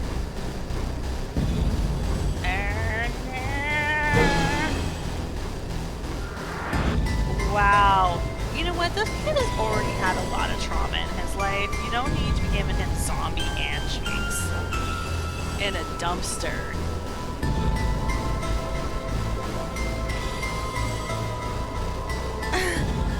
Totally silly hat. Exactly. And maybe tip forward a little bit. Oh my god. Look at his poor little face. Just like that. That right there is a keystone moment in his therapy. His later journey. Dealing with complex trauma. Ah! Way to go, dudes. You're doing great. You're so undercover. Beginning to see the benefits of your run for our lives plan. Right, we clearly established that I'm faster than you, so I'll go first. Why not go together? Flaming chicken poop. Alright, coop, right. Because you can't say poop. Flaming chicken coop, Luca. I'm sure the coast. I'll make sure the coast is clear. I'm gonna go count to 100. If you hear me yell, run. Don't hear me yell, run. Actually, either way, haul ass. Well, I'll give you credit. You found a way to invent. You sure have found an eventful way to start a summer. That's what I do. Well, here goes nothing. Lucas sat in the dark, tracking the sound of Rollo's footsteps as he ran. 1, 2, 3. He pressed his ear to the dumpster wall, straining to hear Rollo's footsteps as they faded away. 15, 16, 17. He tried not to think about the contents of the dumpster as he counted. 35, 36, 37. The thick stench made it hard to breathe. Right? Like everyone knows you just have to trip the person running next to you and the zombie gets to them first. Like everyone knows that. Screw it, that's long enough. Luca carefully lifted the lid and peered out.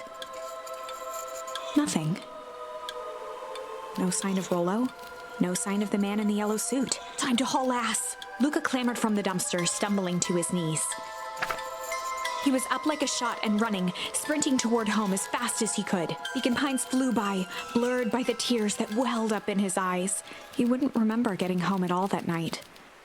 Throwing his front door open, storming up the stairs to his room and surrendering to sleep almost as abruptly as he hit his pillow. Chapter 3. Finding a friend. Finding a friend in a hand with nobody. The next morning, it was quieter than usual at the breakfast table. Only the sound of silverware and chewing interrupted the awkward silence.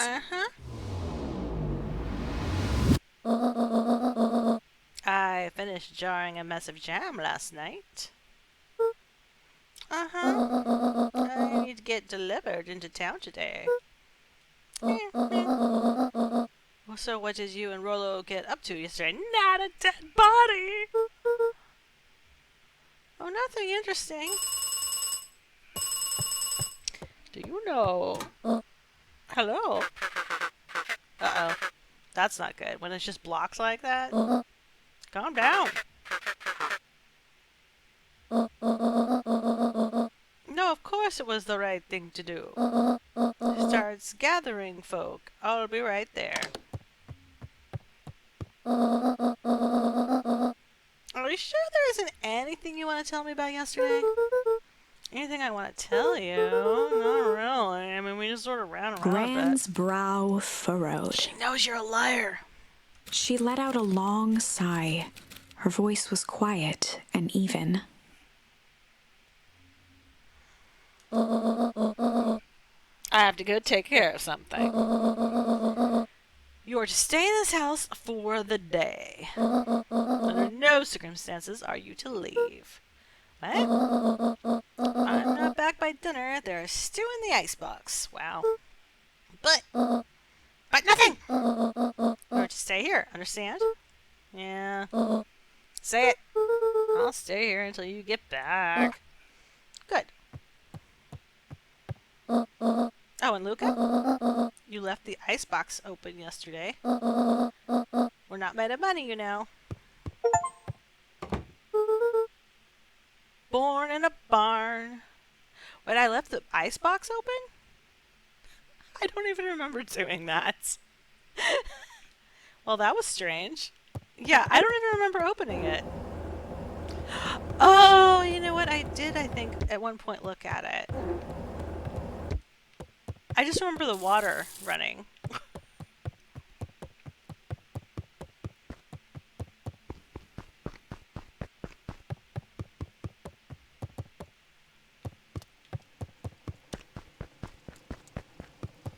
Anything new and interesting? Probably not.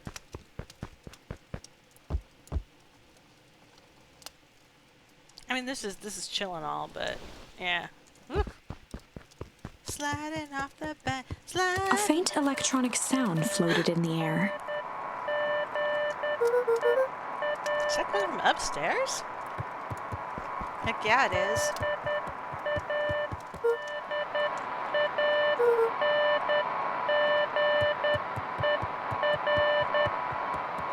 I think it's in your bedroom, friend. Hello? Rollo, is that you?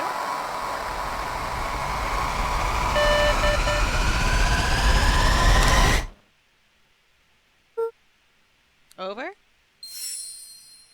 Strange. I honestly thought the end of the world was going to happen. I was like, that's definitely an end of the world sort of sound right there.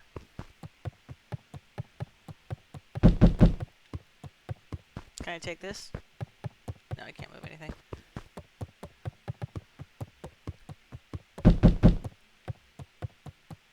Jesus, I'm coming. Stop being like, calm your horses. Oh, hey, Roxy. This is about the accidentally kicking you yesterday. Is Rollo here? No? Look at me, Luca. This is serious. Is Rollo here? No, I haven't seen him since yesterday. Rollo didn't come home last night. What? A pit formed in Luca's stomach. Oh no! Grandma was testing you and you failed, little dear. What was the last place you saw him? Oh, we were playing around in Weepwood, and then it was late, and we went home. Weepwood? If he's alive, I'm gonna kill the little creep. Is there anything else? Anything that he said? Luca's mouth felt dry. No, we were just messing around. Okay. I need to go let people know to check the woods. You just stay out of trouble. Go see if he's hiding in the library or something. Luca could feel his heart beating in his throat. Rollo. Where are you? Grandma told you not to leave, bro. We're just gonna... I mean, obviously we're gonna go. Because obviously. But,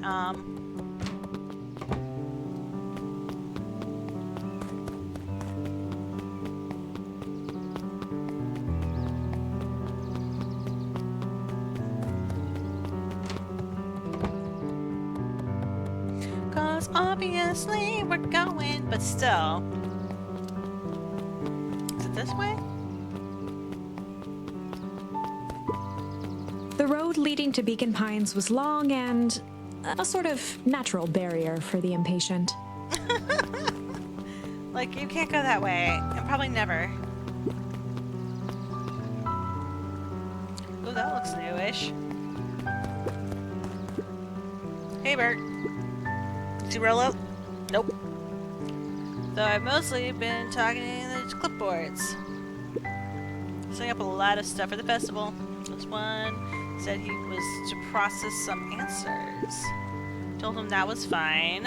I will wait right here until he gets back. Don't talk to that guy again, really? Oh, look, he's got like a dinner and stuff. That's very nice for him. Oh, fine. What is it?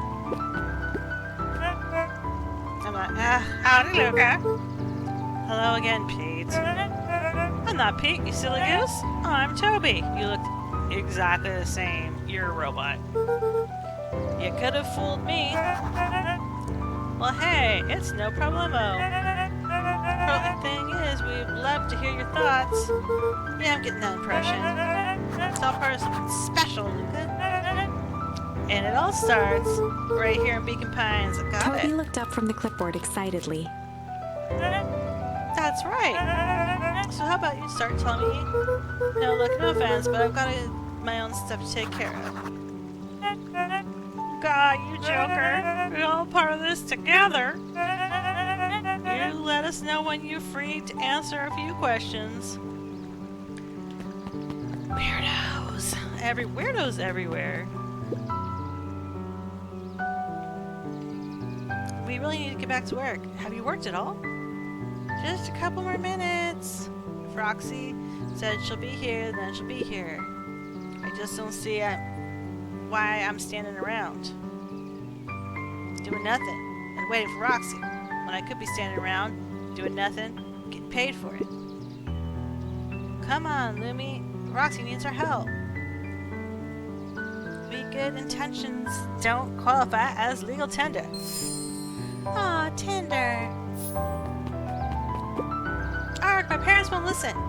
No offense, but this isn't Rolly's way of getting in trouble. Something feels different this time. What can you do to help? We need to check where the adults aren't. Being paid to do nothing. Yeah, that is kind of the dream, isn't it? I guess it's up to us to check the Weekwood.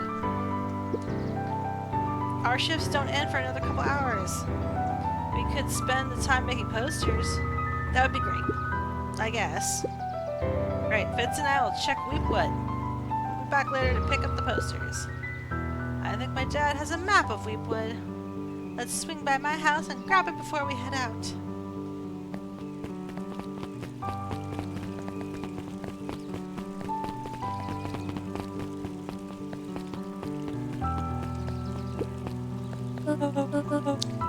What's this about a missing child? I must stress the situation is completely under control.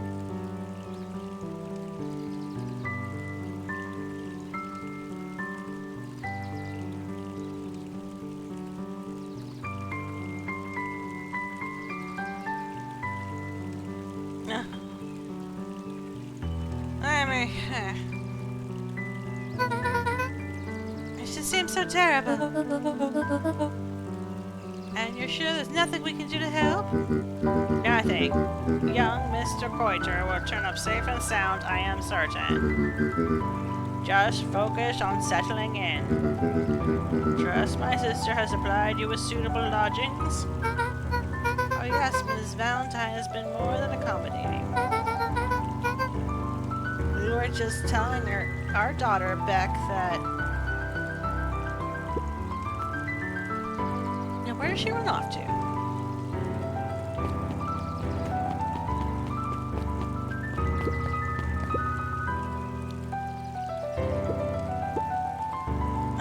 He doesn't even see the danger he's in. Completely unaware of anything going on. Hey, Eason. History Museum. It's laughable, really. Did you happen to see Rollo there? No, just in the shadow of a family. Clinging to the town and clinging on to the best. Cling! Feel free to check for yourself, but don't expect to have your mind blown. Everyone is super hyped in this town. A shop of Valentine! We all know Beacon Pines is a great town. What you may not know is great towns grow from mighty roots. And that is why you cannot tell the story of Beacon Pines without telling the story of one Shopper Valentine. Young Shopper's keen intellect and strong moral fiber led to a grand vision. A vision of a community dedicated to a better tomorrow. In his Definitely own words, a cult. a better tomorrow is within our grasp, but it requires a singular mind to harness it.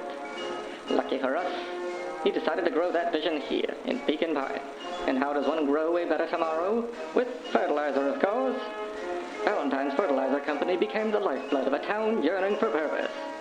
But then tragedy struck, a scientific experiment gone wrong. An accident which took Shopper away from us far too soon. To this day, we struggle to pick up the pieces. But one foul harvest isn't enough to stop the people of Beacon Pines. The spirit of Shopper Valentine lives on. It lives in the hearts of everyone with a dream for a better tomorrow. Together, we will follow his example and grow a bountiful future. Paid for by the Valentine family and the Valentine Fertilizer Company Riverbanks Fund. Thank you for that. That was perfect the way you sped it up. Yeah, I don't need to say that again. That was unhelpful. Yeah, I totes agree. My little guy. Now, when you played, did you come over here and like run into this? No touching, where it says no touching, did you touch it over and over again? Because you gotta touch it a bunch of times, and then it's like slapping the watermelon or something. I don't remember what they called it, but has Rolla been by? Haven't seen him all day. Sure, he'll show up safe and sound. I keep saying that. And when he does, tell him there's a strawberry chocolate double scoop waiting for him. On the house. He'll like that. If he's not dead. If he's not zombified. Because I don't know if zombies like chocolate. Or strawberries. I'll see if Dawn's heard anything. Hey, Dawn. Is it Dropout Rolo? Yeah, I didn't come home last night. I wonder if it's connected. Ice cream does sound really good. It's like as soon as I was like said it out loud, I was like, ugh, I think I have some. I think I might actually have ice cream in my house. That's a thought. Connected to what? I was checking on reports about increased activity around town. What sorts of activity? Windowless trucks, mechanical noises, strange lights. Your typical shady stuff. I so want to be this bat, by the way. Do you see the adorable ears and his little pink nose? I just thought if like I had a an avatar for my channel, even though I'm, you know, bee coded, I would. Well, that's another bee, a bat, a bee. I mean, I could just keep it in the bee family. You know what I'm saying? Who would be doing all that and why? Well, I have a few leads. The Valentine family is always suspicious, obviously. And Perennial Harvest certainly has the resources. I say perennial. I don't know how to say that. I could rebrand. It is true. But then, like... But I'm known everywhere as B-Dot, which means I have to change my account everywhere, and that's a lot of work. And I am nothing if I'm not lazy. Although I could be called B-Dot and just have owls everywhere. You know what? I don't even really like birds. Although owls are kind of different because they're so freaking weird. I should say birds don't like me. I don't have the simpatico for the birds, you know. I've been attacked more than one occasion by a filthy bird. And I'm not a big fan of it, so... Yeah. Owls are so cool. Certainly has the resources.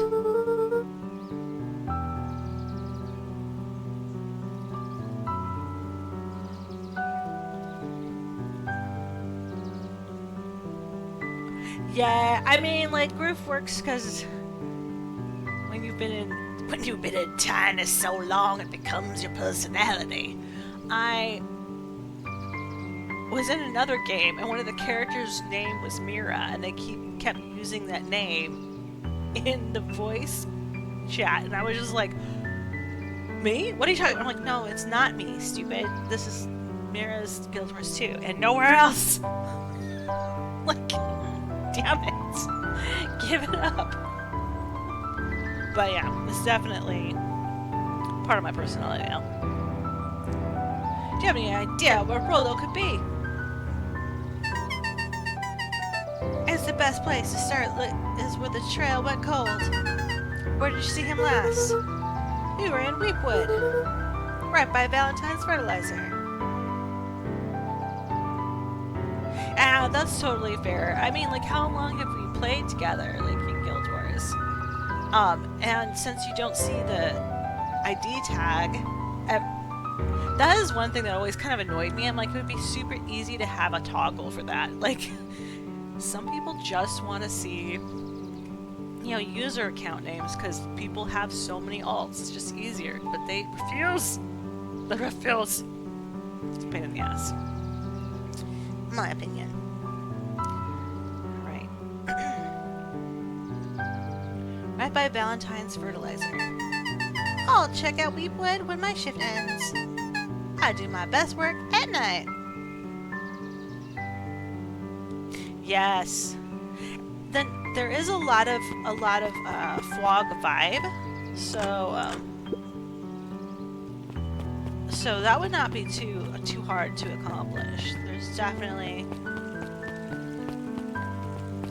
time for Fwogs.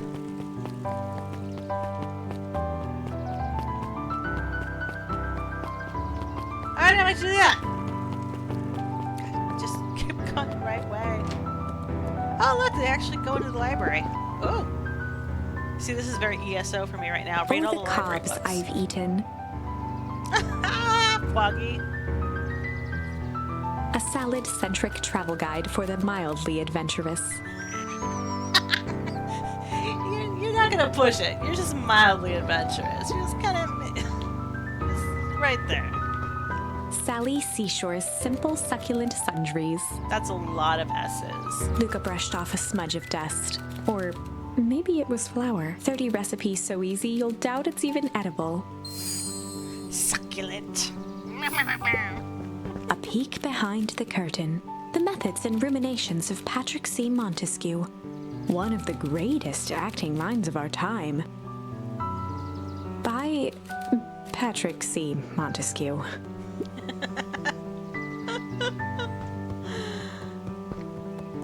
I mean, he is 12 years old. The entire top level of the library was devoted to comics, most of which were Hank Atomic and the myriad of lesser revered spin-offs.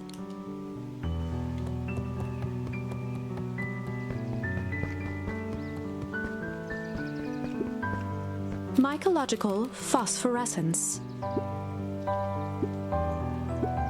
My complete loss of interest. The bottom corner shelf was a dusty array of thick science books. Only one binding was clean enough to read: Cellular Biology and the Chemistry of Mitosis. That's what you think. Until you start going a third limb. Yeah. It's definitely mushrooms taking over the town. I mean, first I thought it was, you know, what did I think? That it was aliens. And then ancient aliens. And then zombies. So, I mean, it's just right to mushrooms is easy. Yeah, that would be interesting. Oh, hey, Luca. Did Rolo come by? Nope. I was actually surprised. You should hear early on the days when the new issue drops. Rolo's the biggest Hank Atomic fan I know. Besides myself, that is. Well, he does swing by. Tell him to meet me where you know where. I don't know where. No, he knows where. Oh. Roger that, Space Cadet. Taking a while to catch on there. There were rarely any actual new additions. Simply a variety of existing content rotated into the front display each week. Not fooling anyone. Poke around the library. Well, I definitely poked. Kato volunteered at the library during the summers. He wasn't very social, so he'd dedicate each summer to becoming an expert in a single subject, making him a reliable source of very particular knowledge. If you were to ask Kato something he didn't know, he'd escape into the dusty old bookshelves and return with just the right thing. Hey, kiddo. Kato was lost in his reading. Luca crooked his neck to see the title. Introduction to Melitology. You snuck up on me! Penguin! Good book? Don't know, just started He it. gestured to the shelves. I'm really running out of books I haven't read yet. So now it's on to the wonderful world of bees! Turns out bees are pretty cool. We are. For instance, did you know that around 70% of bees species actually live in underground tunnels? We call it eco-friendly living, okay? Or if there were two queens in a hive, they would fight to the death for supremacy. Fight! Ooh, I like it. Is that a bee or a chicken? I can't. I haven't seen Rolo around recently, have you? Not since yesterday. Keep an eye out for him, okay? Sure thing. If I see him, you'll be the first to know.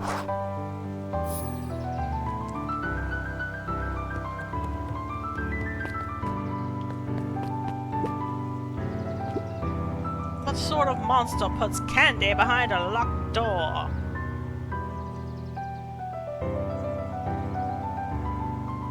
No, know. It's a bird, that's why I don't know. And even for birds, chickens are not nice. What sort of monster puts candy behind a locked door? Oh yeah, Mr. Nutcreed works weird hours sometimes. Of course he does. How about you? Where do I work? No, what's your name? Luca Van Horn. You new here? Yeah, not by choice. Beck's family Obviously. moved often, giving her little time to establish any real connections. She would tell you she prefers it that way. Oh, so much trauma. I'm looking for my friend Rolo. He didn't come home last night. So he's missing? I guess so. Like missing? Does that sort of thing happen a lot around here? Luca shifted his feet uncomfortably. Well, that sucks. Yeah. I should probably get going.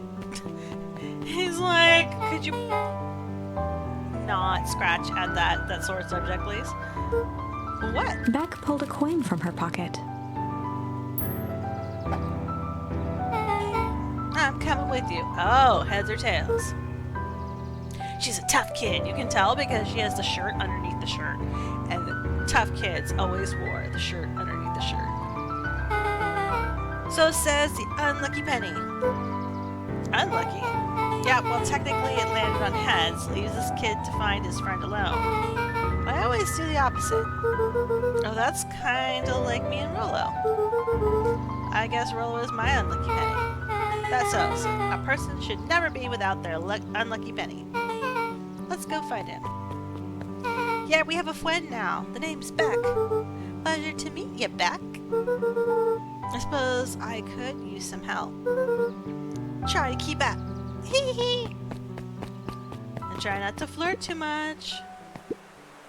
Joey, have you seen Rolo around? No, sorry, Luca. I have my eyes in the dirt looking for these beetles. Can't seem to find any. He never came home last night.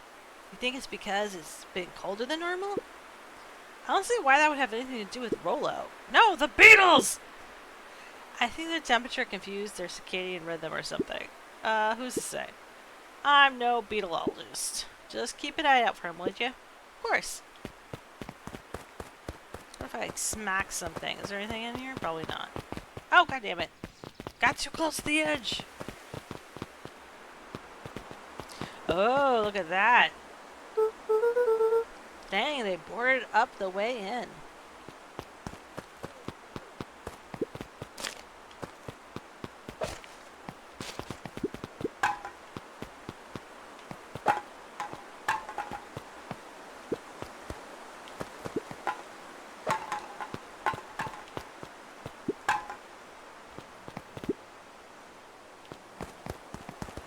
Oh. That sounds about right. Uh-oh. Ew, gross. Luca felt a chill as he approached Beck. Her eyes were locked on the strange green liquid. The nearby grass was coated in a fine layer of frost. Is this sort of thing normal around here? Because puddles of glowing ooze are definitely not what I expected from this place. I have no idea what this stuff is. Well, the next obvious step is science. And what does science suggest? Poke it with a stick. Clearly. It's Luca experimentation. watched as Beck Right there. dipped a broken Boom. tree branch into the goo. Beck's eyes widened as flowers grew from the dead wood. That is pretty surprising. First small buds, which quickly bloomed into vibrant petals. What the? Cool. As quickly as they had grown, the flowers began to shrivel and turn gray. Beck dropped the stick with a grunt of disgust. Okay. So that science tells us this gunk is weird as hell. Yeah, it seems dangerous. Hey, Tish. Look what the cat dragged in. Yup. I don't have time for this right now, Iggy. Yeah, I won't say things that like that, it hurts Tish's feelings. Ain't that right, Tish? She looks fine to me. Why, hello. I don't think we have properly been introduced. Iggy's the name. This is my compatriot, Tish. You've probably heard of us. Can't say that I have. I'll forgive you just this once, on account of you being new around here. Why would you hang out with this dud? Hi, I'm standing right here. Oh, he seems pretty alright. Iggy, why do you have to be so... you? Has he even told you that his parents skipped out on him? Shut up. It's true. They got tired of having such a pathetic kid and left him. Iggy, I'm going to say this one time. Don't talk about my family. Aha, look. Well, look who's grown a backbone now that he's girl around. First his pup croaks, then his mom finally couldn't take it anymore and bounced. Are you gonna pop him in the face? You should Iggy pop him took in the a face. step towards Luca, his sneer lit by the glowing puddle. I'm gonna pop him in the face. Beck could see tears welling in Luca's eyes, his fists clenched. Some things about Beacon Pines were very different from the city. But a bully from a hayseed town is really no different from a city bully. This for sure is. Bex took a deep breath and thought, Well, time to bust out the tickles. The strange. I'm gonna go with strange. Go with strange every well, time to bust out the strange. time. So it's not like I could just pop him in the face. Alright, Luca, looks like you need a little mud bath. What's wrong with you, new kid? We're about to pound your friend. Beck stared in silence, the only sign of life being the twitch of an eye. It's weird when people don't talk. Yup. Stop being a weirdo. Oh, hello, are you some kind of wackadoo? Makes sense, wackadoos travel in packs. Hey, dud. At the sight of Iggy taunting Beck, something in Luca snapped. Iggy's smirk shifted to a look of shock as Luca launched himself into his stomach. Ah! Iggy's clothes were drenched in the glowing ooze. Oh, his little pompadour got all messed up. You jerk, my clothes are ruined. I'm Iggy's gonna... voice began to slur as he struggled to get up. Uh-oh. I think you murdered your bully. Which, you know, cathartic as it is, probably isn't good to start off 7th grade. Struggle. I don't feel so good. Help. I'm sorry, I just... Oh, shit. Yup. I mean, that was not good. Don't touch that stuff. No touchy the radioactivity stuff. That was intense. I think it's gonna be okay, right? Nothing about this seems okay. This is the only voice of wisdom in the entire story. Like, dude, this is messed up. And you need to start taking it seriously. The person at the warehouse. This strange ooze and what it did to Iggy. Was Rollo caught up in all of this? We have to find Rollo. You took the words out of my mouth. Property out of Valentine Fertilizer Company. Looks old. Yeah, we knew that already though, didn't we? We can't cross that. That's weird. Is that the farthest we is the farthest we can go? The farthest we can go. Oh there, little butters.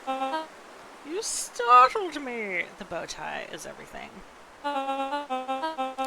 What in the dickens are you up to in this part of town? We were just helping look for Rollo. Oh, you haven't heard the good news? Rollo showed up safe and sound a bit ago. Really? So where is he? It's funny, really. We just got a little turned around in the woods. That can be so disorienting, you know. I'm starting to get that impression. Rollo's at his house now, getting some well-deserved rest. Wow, that's a relief. You two should scurry along before you get lost yourselves. Yeah, come on back. I can't wait to introduce you to Rollo. Oh, that reminds me. Luca, your grandmother was looking for you. She was? She was worried sick. You should march straight home. I guess. Beck, your folks might be getting worried too. I'll walk you home. No, he's definitely gonna eat you. I need to talk with Nellie about the work anyway. Beck glanced toward Luca. I guess all's well that ends well. I'll introduce you to Rollo tomorrow. Sure. Glad he's okay.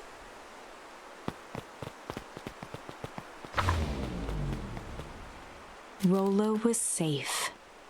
A wave of relief washed over Luca, which was quickly replaced by a sense of dread. Gran is going to kill me. Yeah, pretty much. If he hurried, he might just make it home before sundown. Chapter 4. Our harvest awaits. Luca took a deep breath and gingerly opened the door, steeling himself for Gran's wrath. Gran? I'm home. Everything's fine. Gran? Gran? I know I wasn't supposed to go anywhere. I just helped look for Rollo.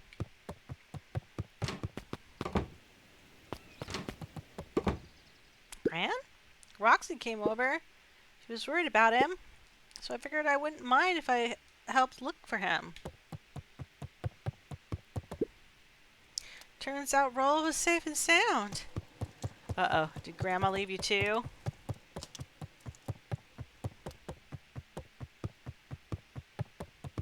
Luca was alone. The house was empty. So Gran's not back yet.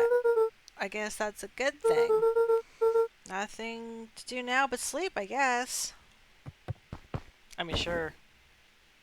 God, if I could fall Luca asleep was sitting that by the easily. pond, listening to small waves lap against a rock. His father sat in a folding chair in front of him. Without turning, he spoke. "Why don't you grab me some nice bait?" "Sure thing, Dad." Luca hopped over to the tackle box and popped open the lid. Inside was a rolling, buzzing mass. "We're fishing with bees?" Luca's father gave a warm chuckle. "Well, you catch more fish with bees than honey. Pick us out a good one." Luca closed his eyes and plucked out a bee. He could feel its wings struggle between his finger and thumb. Holding it at arm's length, he hurried over. His father deftly baited the hook and examined his work. "Interesting choice." With a practiced flick of the wrist, the line buzzed in a graceful arc. The water accepted it without a splash or ripple. The wrong choice, but I respect it. The pond began to freeze over. Sometimes we gotta make the wrong choice before we can make it right. Pallid ice propagated across the still surface with an alarming speed. Luca scrambled back as the ground beneath him turned cold. "Dad, I don't understand." "Sorry, kiddo. Understanding isn't always part of the deal." The relentless ice shot through the fishing line toward his father. "Dad, look out!" His father casually wound the reel. "None of it's your fault, you know. Never was." "Dad, we have to go." Luca grabbed his father's shoulders, trying to pull him away. "Please, you have to run." The ice crackled as it spread across his father's hands. That's the thing about fishing, Luca. His chest began to crystallize. You toss your hook in, and you never know what you're gonna pull out. A shock of searing cold ran up Luca's arms. He gave one last desperate tug. The chair tipped backwards in a single frozen mass. Luca tried to stop the momentum, but it was too late. He watched the icy form of his father slam into the hard ground, shattering into 1,000 pieces that crowded around his feet. Dad, I don't understand. What does all this mean? The gentle rustle of leaves was the only reply.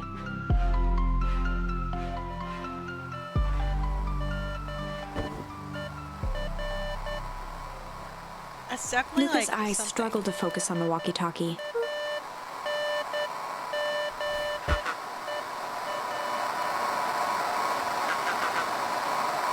Faintly, he could hear Rollo amongst the noise.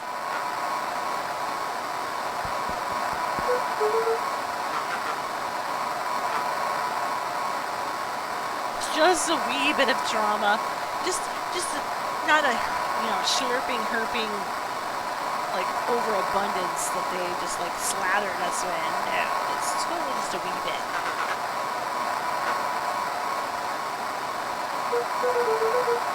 Oh, it's the middle of the night. Look at, thank God. Listen, I don't know how long this thing will work down here.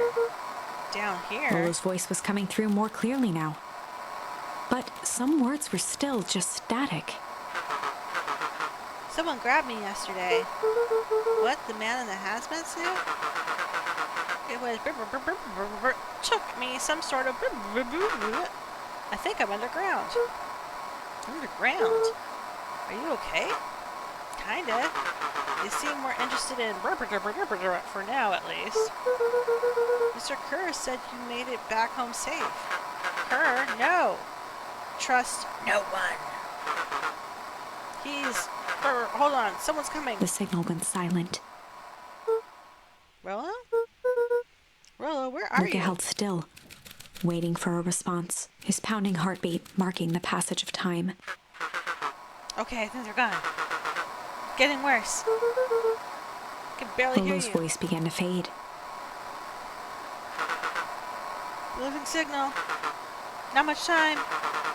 Mission control. Need you to. Just right. Totally. That treehouse. With that, the signal died for good.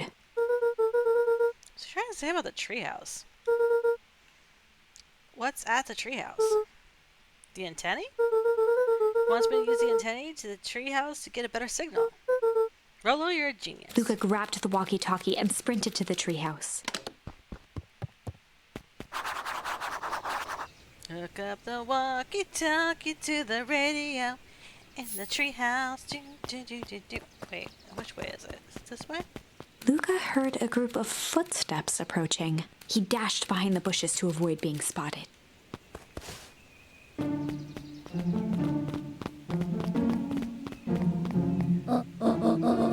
So we all understand our roles. You can count on me.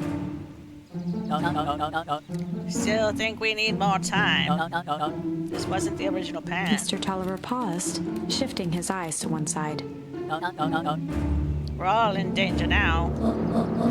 I, for one, refuse to sit idly by while that danger persists. Refuse. Harem, you just need your wits about you. Mr. Tolliver took one long, quiet breath. You're right. You can count on me. I just wish we could have made that deal with the Harris Valentine. Her resources would have still come in handy.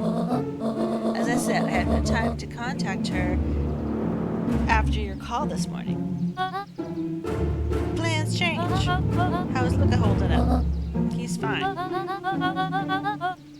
We shouldn't lose sight of the fact that this is all. I know very well what all of this is for.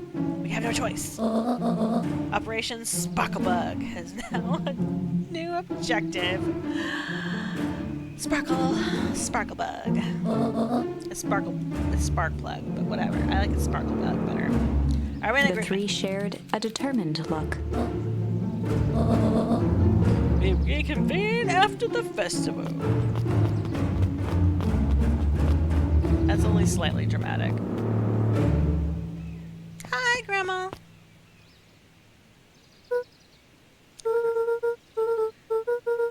Mrs. Fratnelli and Mr. Tolliver. Hey, Luca.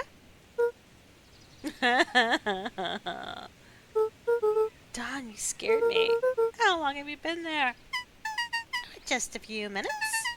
The other day I saw Mr. Tolliver and your Gran enter the diner together. When my shift at the newsstand was over, they still hadn't left. So I used the greatest tool of any investigator reporter. Time. Whenever they left, I tell them here. What do you think they're up to? Whatever it is, they seem organized and determined. They mentioned the festival. Yeah, I heard that too. Has your Gran been doing anything different recently? Anything strange? She got a phone call this morning and rushed out the door. A call from Hiram Tolliver, it seems. She was either furious or terrified. Or both. Look, be careful out there. I think we might be in the middle of a scoop of a lifetime. I will. Are you coming out? Nah, I gotta stake out here for a bit longer. See ya, Luca. And she hides away. Oh yeah, that's out of town.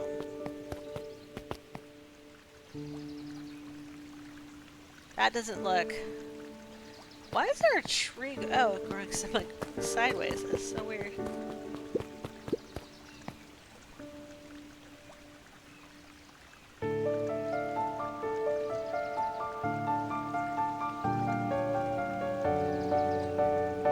See if I could pick up a conversation, but no. I did it. I changed the sign. Splendid. Did anyone see you?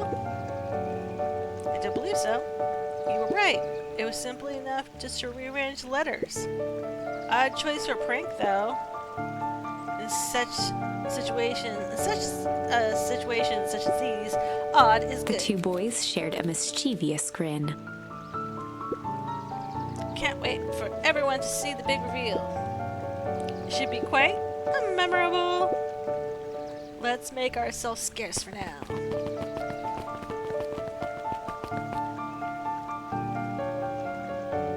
Okay.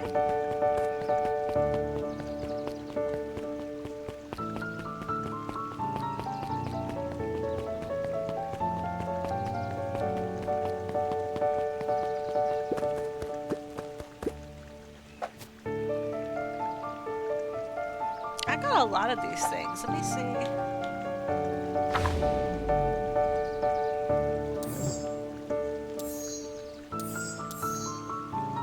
I didn't do strange. I did do strange. Did I not do tickle? Why is it like? Why is there a question mark instead of a?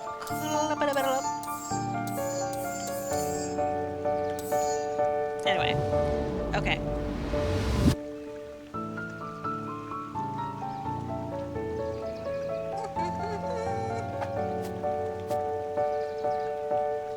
Alright, I'm going to the tree house. Itty bitty tree house. I thought this was the tree house.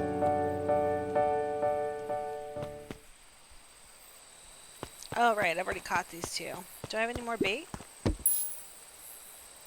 Oh, I didn't realize I could use my things to pull out crap from the light. Let's Luca do it tied again. a small magnet to the line. Fishing with the law of attraction. Do. By the way, I'm not a fan.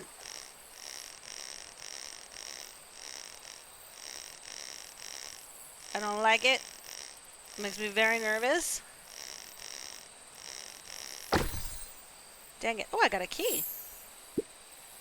What do you think the lock is for this key? Now, why would we want to find that? Because then we would know the secret. Ah, that's no fun. The second we know what it unlocks, it just becomes an old boring key. Right now, the key could be unlock anything. Cool. Smack. Luca stuck a toy stretchy hand onto the hook. Those things always get dirty anyway.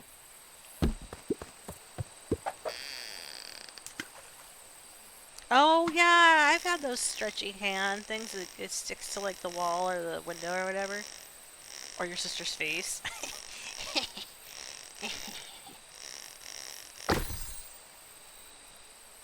Ooh, bracelet. Did we give it to Mom? They do run clothes. They also can get mashed up in your hair, too. That's not good. She likes jewelry. That's sweet thought, Buckaroo. I'm not sure she'd appreciate the pond bracelet. Here's a pond bracelet. Nothing says love like crap that you fished out of an old pond. Luca wrapped some tape around the hook. Hey, you never know.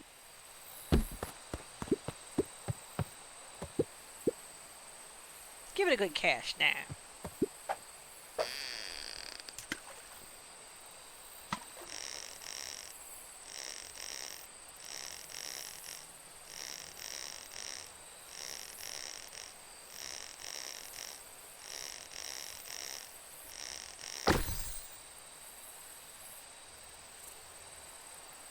Yeah, that's true. If you got a friendship bracelet, you literally got a friendship bracelet from this pond. So you're besties for life. What was that? A bunch of big words written on it. I see that. We regret to inform you that your application for property rights, with respect to the Beacon Pine CBD, the surrounding areas, has been rejected. What's that for? Applicant Valentine Estate. Good. Good. Something's going on. Something's going on. Luca placed a sinker on the line. Sometimes the best stuff is at the bottom of the pond. Like a dead body? Oh. Sorry. We've already found one dead body, so, I don't think that's too out of line to say that.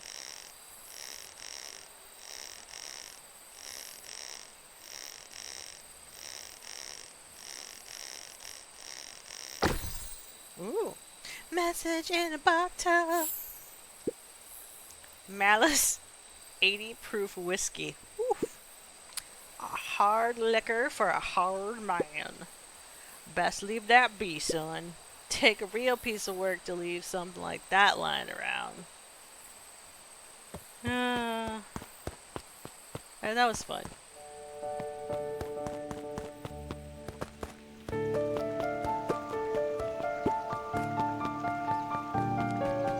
I can't remember. Better hurry up to the treehouse. Wait.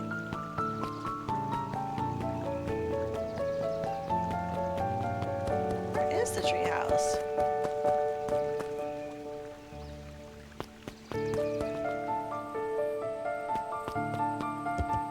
Oh, duh. I'm so stupid sometimes. I hope he will one day catch a fish, and then he'll be a true man.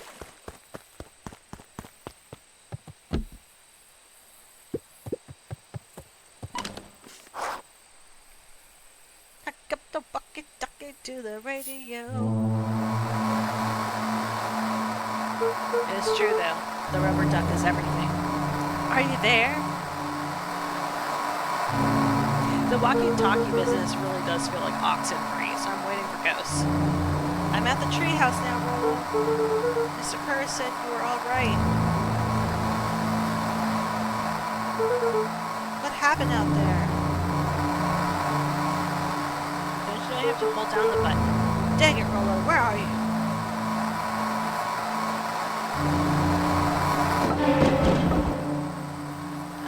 Unexpected. Woo, who's there? Luca could only see a cloaked shape behind the rocket. I've got weapons in here. There, come out. Right out now. He strained to hear as a muffled voice began. Weapons. How could you hurt something that is already dead? Fear gripped Luca's throat. Who are you?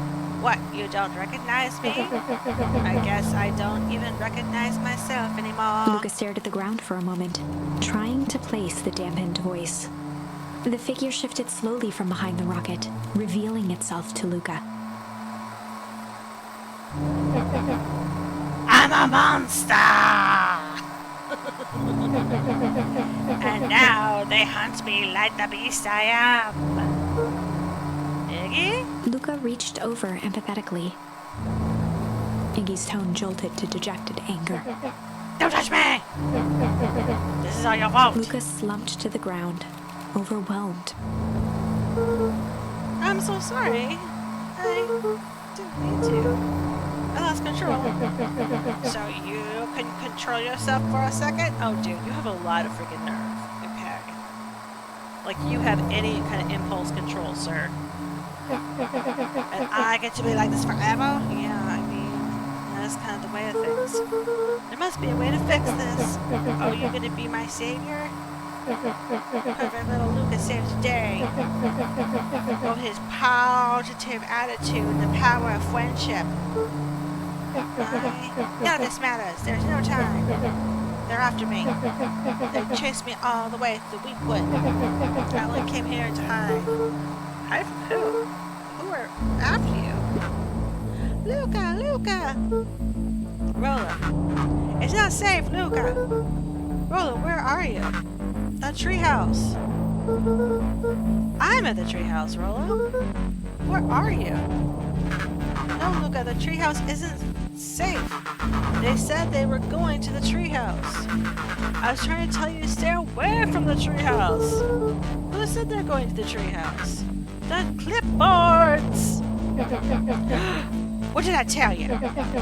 Those perennial harvest wackadoos are after me.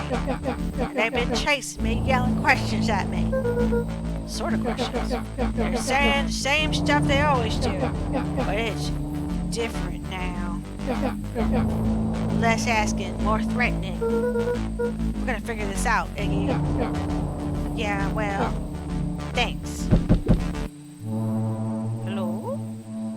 Wackadoo is a fun word. I do like that word. I've liked it for a long time.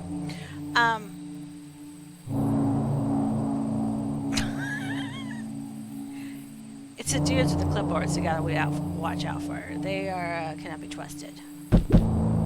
Is anyone present in the arboreal domicile? Crap, they found me. Look at what's happening.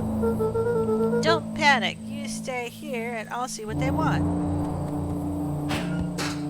Wow, there's a lot of them. I knew they were robots. Hello, Mr. Van Horn. We would love to hear your thoughts. Do you have time for an informal chat? We will be brief. Your time is valuable to us. Ah! I think this person had to deal with telemarketing, either as a job or getting a lot of telemarketers, because this feels very personal right now to their own trauma journey. Be down in just a second. Of course. We have a problem. Luca, you gotta get out of there. Who's out there? Is it them? Yeah, it's the clipboards. A bunch of them. How many? Maybe all of them? And yeah, you were right. They're saying the same stuff, but with that creepy knob cranked to 10. Might young Iggy be present? We would love to hear his thoughts. Run! Iggy slumped to his knees. I don't know what to do. I'm just so tired. Luca, what do we do? Luca grabbed the walkie-talkie and headed for the window. Follow me, follow my lead. Luca and Iggy climbed up the back of the treehouse to its roof, where Rollo had constructed his MCDC, the Mission Control Defense Cannon. From behind the crowd of clipboards, William Kerr strode forward, a warm smile on his face. Hey, there you are. You gave us all a heck of a scare. Go away, just leave me alone. Oh, I'm sorry, Iggy, but no one can do. No can do. Oh, I'm sorry, Iggy, but no can do. There you go. Gotta get the right kind of can do. Hyena attitude here. Well, don't worry though. We're here to help. Help? And why are we chasing me. Luca, can you duck some sense into your bell here? Just look at him. He's not well. What's wrong with him? What did that gunk do to him? Well, that's a pretty big honking big question, Luca. All you need to know is that he's sick. He's real sick, Luca. I just need you to let us up there and take care of him. You told me Rollo was okay, that he was back at his place resting. He is. Poor fella just got a little lost. That is a lie. That is a hurtful thing to say, Luca. I thought we were buddies. Why? Because he lets you ramble on like a wackadoo? Everyone's gonna be calling everybody a wackadoo in this game, I'm pretty sure. Nobody likes you, you creep. Kerr's smile faltered. Why don't you pop down here so we can have a face-to-face? Feeling like this is gonna give us a heck of a sore throat. And who wants that? Luca's grip tightened on the MCDC. What did you do to Rollo, you liar? Well, shucks, Luca. The only tiny fib I told you was that he was at home. He is resting and he is perfectly safe. For now, at least. What happens to him in the next is up to you, Luca. Look around. You're in quite the pickle, and I'm the only person in the whole wide world who can help you. You gotta decide how this ends. Wow. This is some great hostage negotiation. Totally JoJo from Starview. He was caught in a trap. Joja. What do you do when there's no hope? Yes. He wiped his cheeks with a sleeve. What are you gonna do, Luca? Luca drew himself up and decided to take the only option he had left.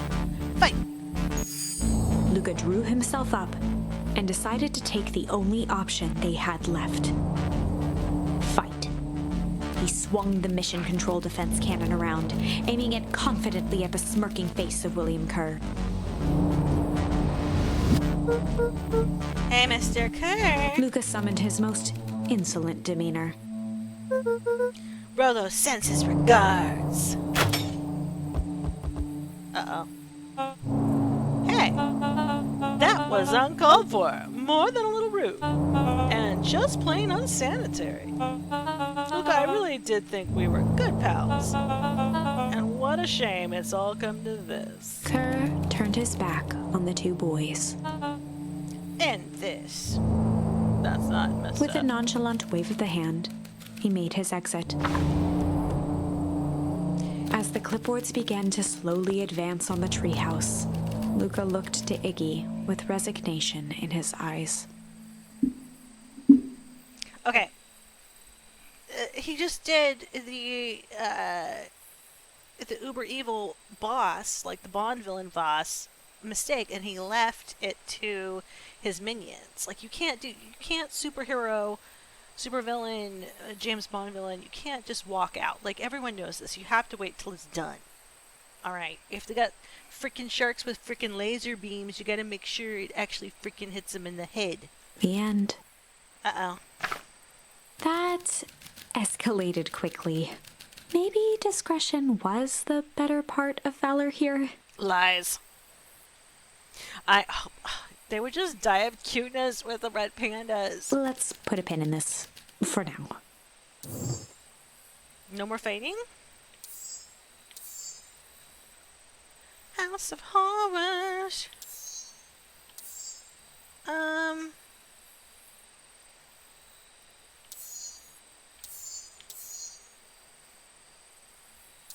Should I dickle?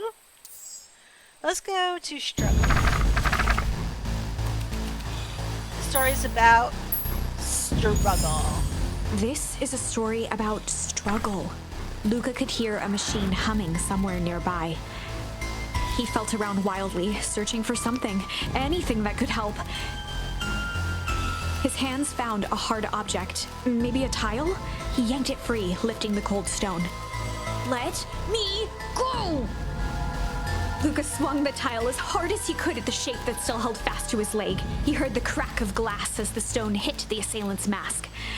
With a muffled yelp, the hand let go. Luca was free and scrambled to the door. He never looked back once on the long run home. Chapter 3. Everything's fine. Everything's fine now. Thanks for asking. The next morning, it was quieter than usual at the breakfast table. Only the sound of silverware and chewing interrupted the awkward silence. I finished jarring a mess of jam last night. So that'll need to get delivered into town today. Okay. So what did you and Rollo get up to yesterday? This is fine. Everything's fine now. Thanks for asking. Oh, Rollo had things to do, so I just sort of poked around town. I've set jam down by the front door. There's 2 batches to drop off. One for Mr. Tolliver and a bag and wag. And Frattinelli at the diner. Oh, and Mr. Nuncreed. He said he wanted some more. I suspected as much. Yes, he seems to have taken a particular interest in my jam. No, it's your jelly, Grandma. Oh, sorry. I apologize for that imagery. There are some extras in the basket for that enthusiastic gentleman. Ugh. Yes, enthusiastic, yes. Gentleman, no. Make sure Frattinelli and Tolliver get the ones on top. No problem. Off with you now while the day is still young.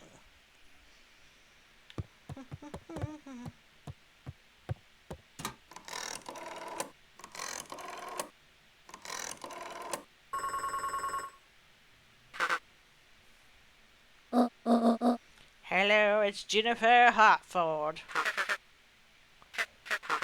Before you hang up, just hear me out. I have a business proposition. Simple matters, we both have the same problem that needs solving. Very well, we can meet tonight. Oh, and you can actually meet with her because they have time. Okay, sorry about yesterday. Roxy can be so annoying. Good news, no more boring chores for me today. Did you make it to the old Valentine warehouse? So, what did you find? Give me the dirt. Something happened. There was someone else there. Wait, who was it? Was it aliens? I knew it would be aliens. No. Zombies? My second idea was zombies, yeah. Alien zombies? No, I said ancient alien zombies. Thank you. What else could it possibly be? Oh, I also did say plant zombies. That was actually, it wasn't just standard zombies, it was plant zombies. As I deliver these into town first, so we can catch up afterwards. Ooh, is it a whole thing? Sounds like a whole thing. Yeah, we shouldn't talk about it here. Meet me at the treehouse tonight. I'm not sure what this treehouse is you speak of. Wink, wink. Yes, I do. Meet me at Mission Control. Roger that, Space Cadet. Space Cadet. Wait, what goes this way? Oh, that's right. Made me sneeze. Gotcha. Let's go into town.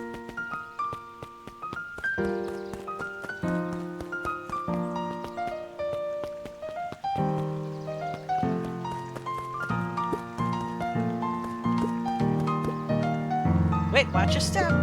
Oh, sorry. There was a whole family of beetles here. They've gone missing. I thought they just sort of wandered around. Everyone has a home, Luca. Even beetles. Luca checked the soles of his sandals. I think we're okay. It's weird that they're gone. They went missing when the festival preparations began. You think the noise scared them away? Something like that. No, it was the zombies, obviously. Just watch where you step, okay? Sure, buddy. You can tell those jerks. Doesn't matter how many boxes they pile up. I ain't moving.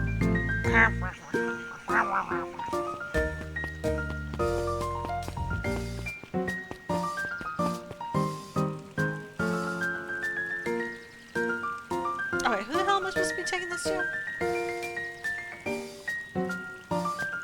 Oh, what's her name over here?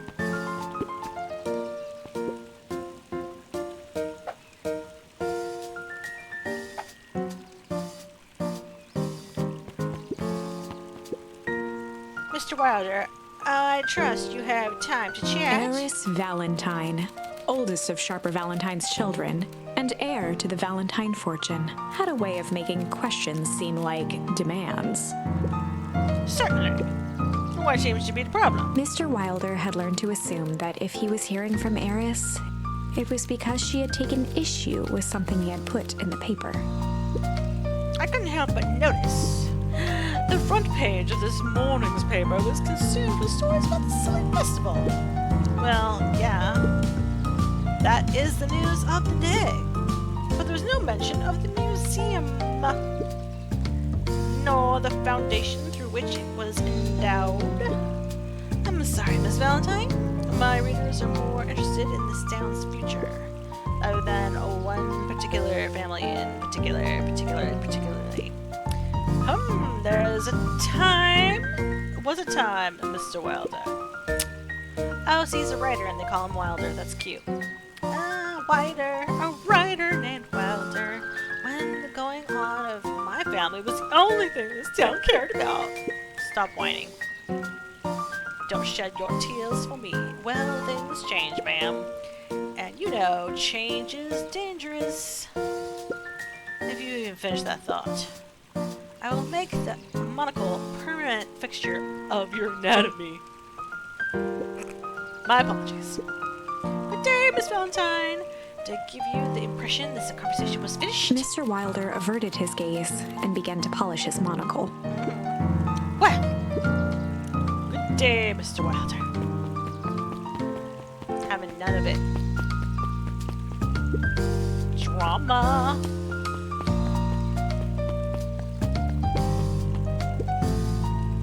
Anger from the past, mistakes not yet made, and a glimmering of hope for the future. He carried them all in equal parts everywhere he went. Oh heavens, what a burden to bear!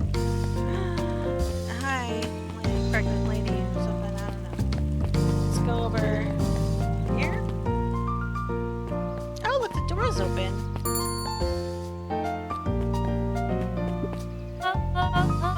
Oh, if it isn't my favorite little jam runner. He's jamming it up. See? Uh-huh. Look at She you. leaned forward and pinched Luca's cheek. She's foxy. She leaned toward and pinched Luca's cheek. You're all skin and bones. Yeah, obviously you want him fattened up for the slaughter. Is your grand not feeding you? She is, it's just, I understand. You know, I taught your mom how to cook back in the day. You may not even remember, but you and her used to help out in the diner. See that picture over there? That's you helping your mama back in the day. So cute running around in your little apron taking orders. Sorry, the whole situation just breaks my heart. What happened with Eleanor? Break. Oh no, he's sad. I've got a feeling she's out there somewhere yearning to be with you again. Can you just hit the damn jam? Stop opening traumatic wounds? Thank you. Few things in the world can keep a mother from her son. Luca shifted the basket uncomfortably. We're all uncomfortable, kid. Oh yes, let's see here. Mrs. Fratelli lifted the cloth and inspected the jam. Oh, they even have my name on them. How thoughtful. She carefully lifted out her jars of jam. Tell your grand hello for me, Luca. Will do.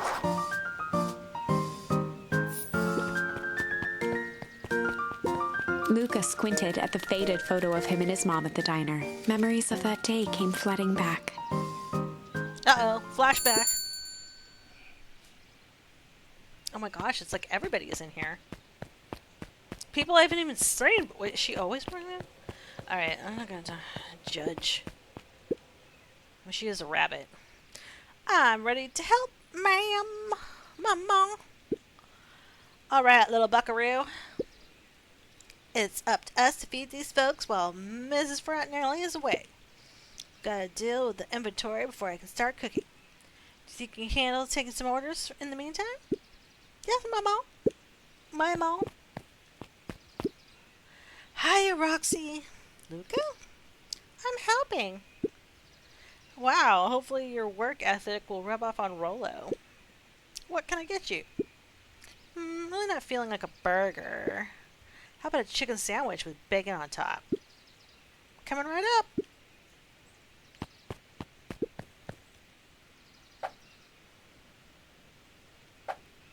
Chicken sandwich with bacon on top. Doesn't look like bacon to me.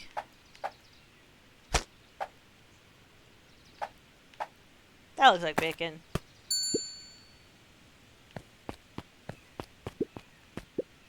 Here you go. I call it the Love Me Tenders. That's cute. Nice. Aren't you a little young to be waiting tables? I'm just helping out. And apparently handling food. As a small child. There is no labor laws or food handling laws at all. No problem. And also, I mean, they're animals, so, you know. Who's going to wear a hairnet? Anyway, my father had me hustling when I was your age as well. Father always says, children are to be sails pulling a family ever forward. That doesn't sound very fun. It doesn't. There's plenty of time for fun. For instance, Father and I always had make time to have lunch together once a month. Luca glanced at the empty seat across from Gus. Should I come back? Oh no, turns out Father was too busy to have lunch today. I'll just go ahead and eat alone. Oh. Silver lining is, without him around, I can have my usual. A stack of cold cuts topped with a pile of sloppy chili. Sloppy Joe, sloppy Joe. Sloppy Joe. I think that looks like cold cuts to me. And I think that's supposed to be chili. Yeah, that's definitely. I mean, it's not chili, but it looks the most chili-like. Oh my gosh, a turkey melt. That does sound good. I think my bread went bad. I call it the hot and cold. That's perfect, thank you. Gazooks, they've really shrunk the wait staff. Jeff slapped the table and gave Luca a toothy grin. I'm so butter. How's your pops doing? He's been pretty busy these days. I know the feeling. Tell him the fishing rod he ordered should be ready next week, will ya? Sure thing. I'm in the mood for something sweet. Maybe got a burger that can satisfy a sweet tooth? Gross. A sweet burger? Yeah, top it off with some grilled cactus. Wow, that's interesting choice. I mean, I saw what they had, so obviously. The heart wants what the heart wants. And he is paying, I'm assuming, good money for this, so... So the sweet tooth with some cactus. I feel like there's a reason why his business may have gone out of... Here's your order. I call it the sweet and stabby. Now that's a burger with a bite. He loves some puns. Looks like we're missing a few things. Why don't you run out and grab some more ingredients? Okay, I'll be back. I feel like he's not going to be back. He's never coming back, little one. Can I talk to anybody else? No, probably not. I'm just going to check. Who is that dude? So, like, there's the gross couple.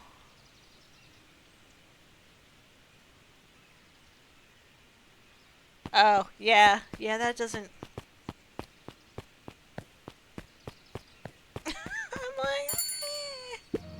all of the needles, yum yums. Like, no thank you. I'm gonna pass on that.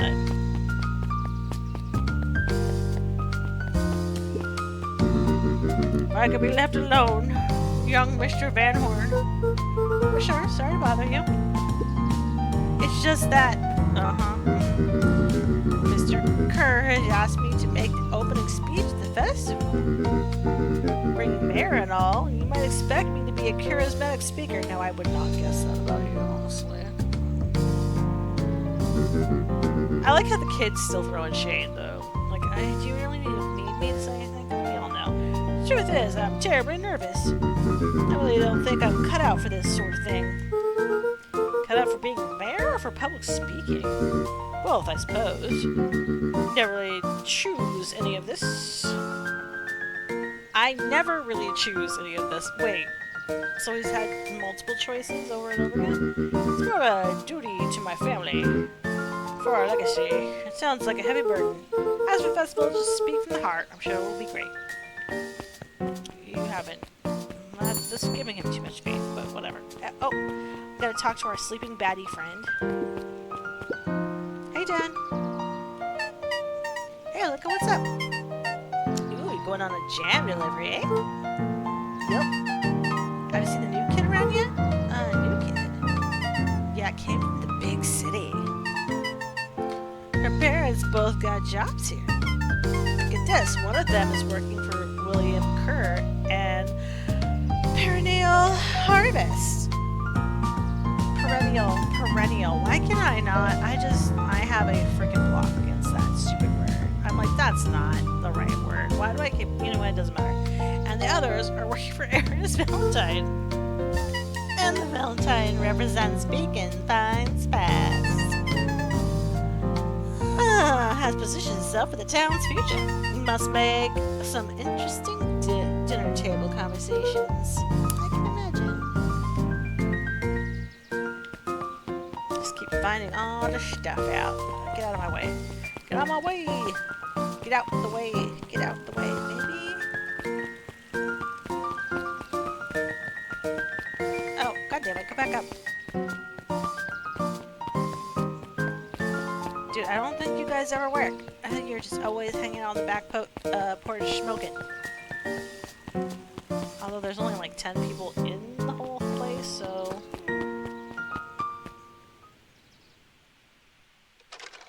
Oh wait, no, let's go out. Let's leave. We all know Beacon Pines is a great town. Alright, I will be right back. What you may not know is great towns grow from mighty roots. And that is why you cannot tell the story of Beacon Pines without telling the story of one Sharper Valentine. Young Sharper's keen intellect and strong moral fiber led to a grand vision. A vision of a community dedicated to a better tomorrow.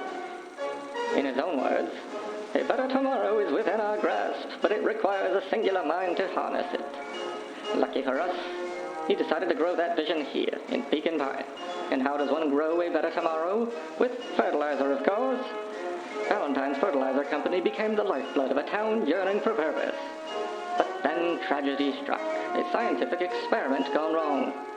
An accident which took Sharper away from us far too soon. To this day, we struggle to pick up the pieces. But one foul harvest isn't enough to stop the people of Beacon Pines. The spirit of Sharper Valentine lives on. It lives in the hearts of everyone with a dream for a better tomorrow. Together, we will follow his example and grow a bountiful future. Paid for by the Valentine family and the Valentine Fertilizer Company Reverence Fund.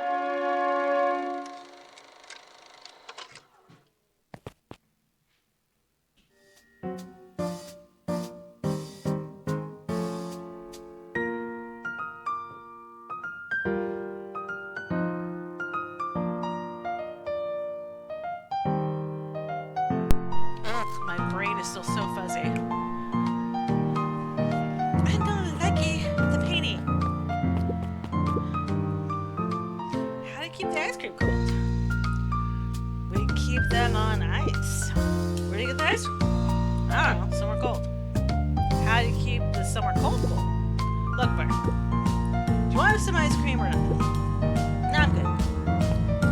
Bert's a special kind of guy. Huddled at his counter, Hiram Tolliver was meticulously shining apples. More accurately, Hiram Tolliver was meticulously shining one apple. Interesting. Hello? Yeah. With a yelp, Mr. Tolliver fumbled the apple, flailing at the air as it fell. Oh, sorry. No. Oh, no bother. No bother. He leaned forward and lowered his voice. You got the jam, kid? I see you have something for me. That's creepy. It's creepy again. Yeah, Gran said some jam was He leaned in a bit further. He looks very nervous. He's a sweaty squirrel. Jam? Yeah, these ones on top. She wrote your name on. Mr. Tolliver leaned back, speaking loud enough for anyone to hear. Ah, yes! The jam! Being very, very nonchalant and totally natural. Thank you so much for delivering this jam to me! He reached forward and snapped up the jars of jam, giving Luca a little wink. I shall put these on my store shelves post-haste. Okay, I should finish my deliveries. Of course.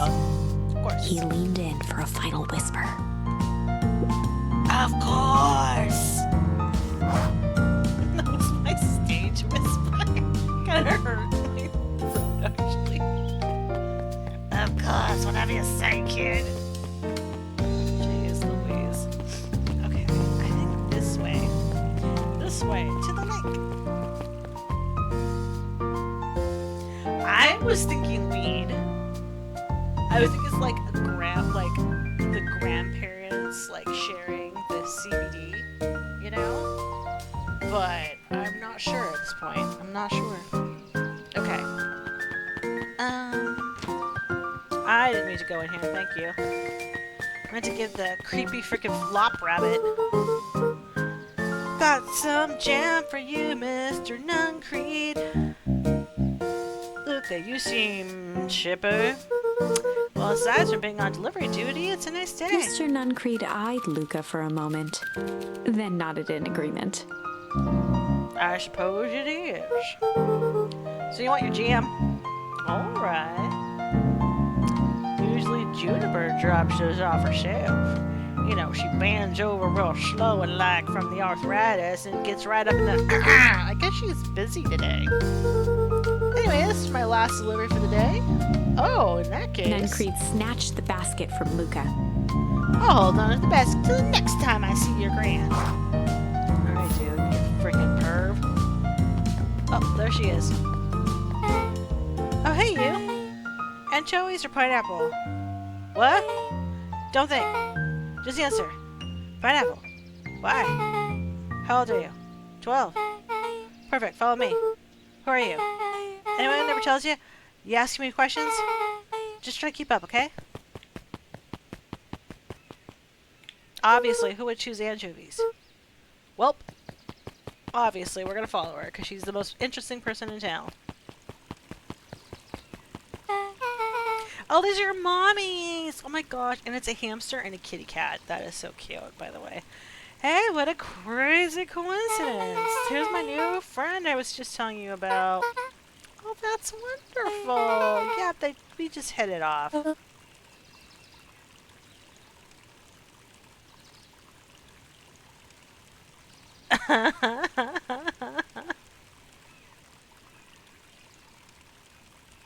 Oh, really? Get this, his favorite pizza topping in the whole world is pineapple. Oh, and what is your friend's Beck name? locked eyes with Luca. The look on her face was equal parts expectant and desperate. Luca Van Horn, nice to meet you. I'm Nellie, and this is Iona. Or Ilona. That's an L. We're Beck's parents. Beck gave Luca a quick nudge. Oh yeah, Beck told me all about you. I feel it's like we've known each other for years. So you both can stop obsessing about me making friends. Oh, darling, you've never doubted you. It's just that for children with fewer than 5 close friends, probability of a stunted development doubles. Well, 1 down, 4 to go, I guess. What Nellie means is that we just want this move to be as easy on you as possible. You can relax. A friend has been friended. Well, because you went back in time with Beck not being dead. So, like, because you were dead, technically. Because you got off by the clipboards this last time. Or we, the royal we, got off by the clipboards. So, calls for a celebration. Luca, you must join us for dinner tonight. Dinner? Wow, another coincidence. I actually already asked him, and he said he would love to. It's just wonderful. In that case, we should pick up some groceries. You two don't get into too much trouble now. He's like, bruh, I helped you out. Oh, I can't believe that worked. Thanks a ton. You're welcome. I owe you one. My moms are great and all, but they can be a bit much sometimes. Our house is a little cottage next to that big mansion place. Wait, you live on the Valentine estate? Yeah, that's the spot. Meet me by their big creepy gate. Don't be late. Or I'm back to square one on this whole friend grift. Yeah. Great, see you there. Alright, now what do we do? Meet back at the big creepy gate. I'm just gonna follow her, because I think we've done everything, really. Oh, hey, buddy. Hey, it's Geoff. What is good about it? Another day further down the tubes, if you ask me. Does he have a Jane hat on? It's very cunning. Come now, it's not all bad. The festival's coming up. The festival. Old man Valentine used to put on a cockamamie shindigs all the time. Where did it get us? Oh, it's Harvest putting on this one. They're doing it for the whole town? As far as I see it, the difference between the old Valentine company and the new Harvest outfit. Jeff dug through his pockets for a bit. The difference between this empty soup can and this brown banana. But those are both garbage. Exactly.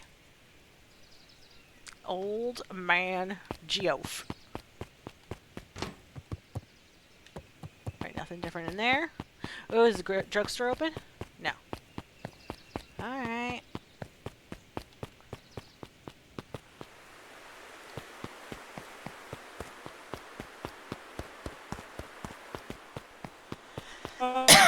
Hello there, little buddy. What brings you to this neck of the woods? I was just wandering around a bit. Wandering? How wonderful! Children and their wonderful wanderings. Oh, to be young. Anyways, can't let you get past just now. Top secret business, that away. Mr. Kerr winked with a wry smile. Just yanking your chain. And just making a few improvements. He gave Luca an energetic thump on the shoulder. How wonderful.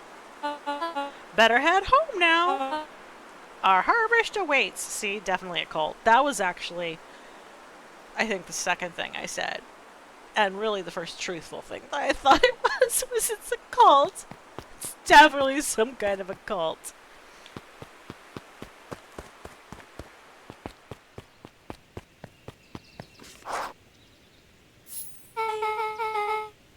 So, who lives in that house?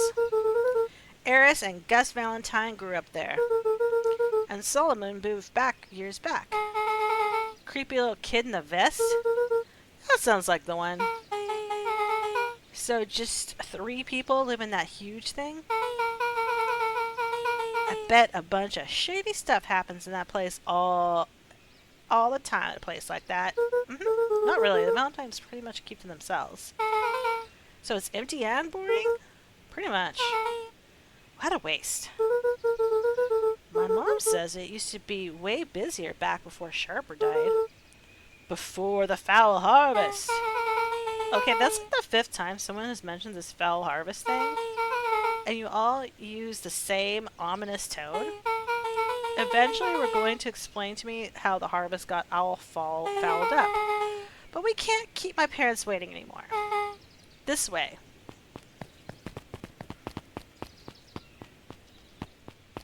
Oh, this house. Oh, this house. Okay, got it.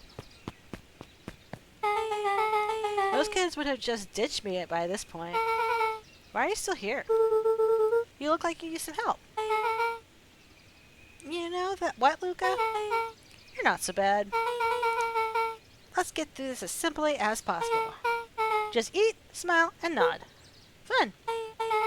Great. Whatever you do, don't bring up their work. I think I can handle Beck that. took a long breath, then gave a firm nod. Here goes nothing. Uh-oh. Chapter 4. Dinner with the Moodwills. Mood. It's a big old mood. Ilona Moodwill was worried about change. A gardener at heart, she understood the necessity of change, relied on it even. But there was a difference between the controlled world of her plants and this cluttered cottage in a strange town. Almost done. Nellie was a blur of activity, digging through boxes. Sorry, love, couldn't find the dishes. We'll have to make do with paper plates. Dinner went by without much conversation. As she watched Beck and Luca finish up their pizza, Ilona let herself relax into the chair. Change is for suckers. The things she I cared see what about you were did there. still here. Dollar bills. Nellie finally had the job of her dreams. Beck was beginning to take root. Ilona's task was simply to tend to them. She could do that.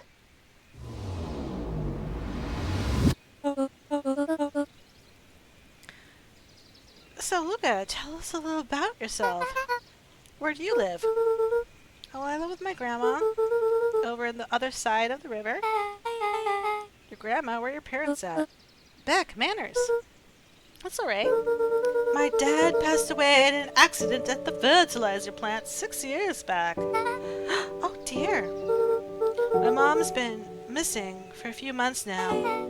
Like, missing? Luca's eyes were fixed to his plate, pushing a chunk of pineapple around with his finger. Nellie was the one who eventually broke the silence. Luca, how did you like the pizza? Oh, it was good. Very good. He's got that one tear, soulful look in his eyes.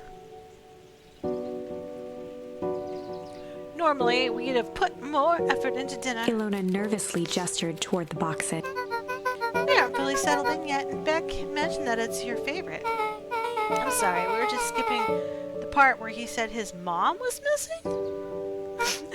Beck! I'm sorry, Luca. This move has us all a little tired. Luca wiped his face with his sleeve. No, it's fine.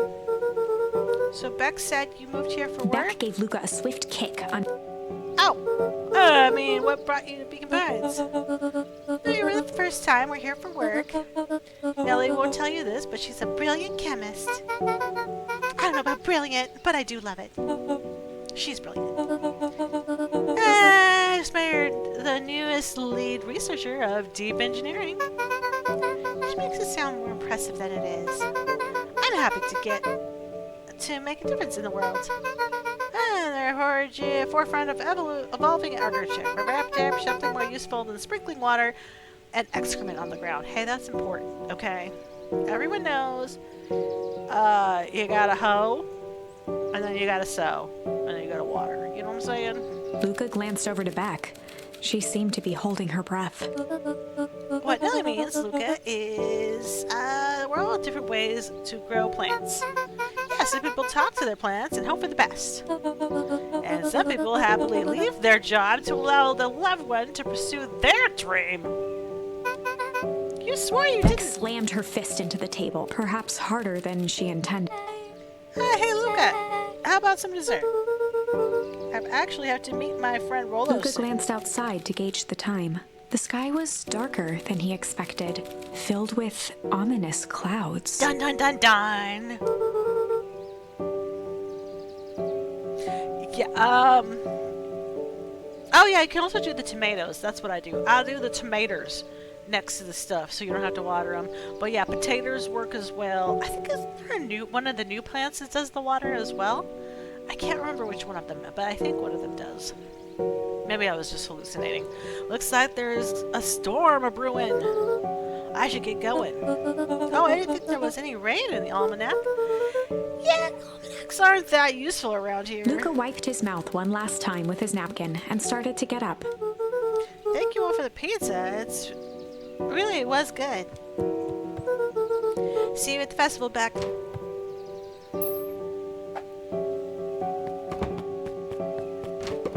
Wait up. I'll walk you home. Surprised, Luca turned around. He knew Rollo could be prickly around new people. But Beck seemed cool. Rollo would warm up to her eventually. Probably. Okay. Luca began to respond. The sky answered for him as the clouds above began to rumble. Let's rumble. Let's rumble first. Luca began to respond, but the sky answered for him as the clouds above began to rumble with ominous thunder. Rumble in the jungle. You sure we can make it home before the storm kicks off? Luca surveyed the roiling clouds. I say the odds are good. Maybe you should stay here and I'll just make a break for At it. that moment, the heavens opened up, unleashing torrential rain. Care to recalculate those odds? Hurry inside, you two, before you catch cold.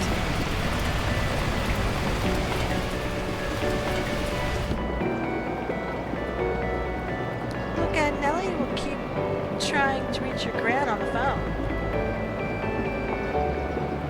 Meantime, you two hold tight. Sorry, not much to do up here. Most of my stuff is still in boxes. Mind if I poke around? Be my guest. I'm just gonna snoop through all your crap. Don't mind me. Luca squinted into the eye hole of the microscope. This looked wild. What is it? Gum. Gum? Luca adjusted the slide with his fingers to get a better look. I'm tracking the structural integrity of gum with increasing amounts of chewing. Chewing that one for 47 days. Luca Gross. wiped his hand off on his sweater and gave a nervous laugh. It's weird, I know. Beck looked down, timidly tapping the ladder with her feet. You think it's weird, don't you? A little. Weird can be cool.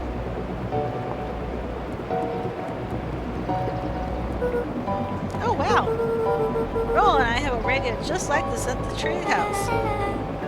Well, not exactly like this one. My mom and I tore the whole thing down to the bones, fitting it with some state-of-the-art vacuum tubes. She seems pretty awesome. She gets carried away sometimes. I don't think she feels guilty for working too much. So when she does have time for me, she showers me with high-tech overcompensation. Luca flicked at one of the toggles.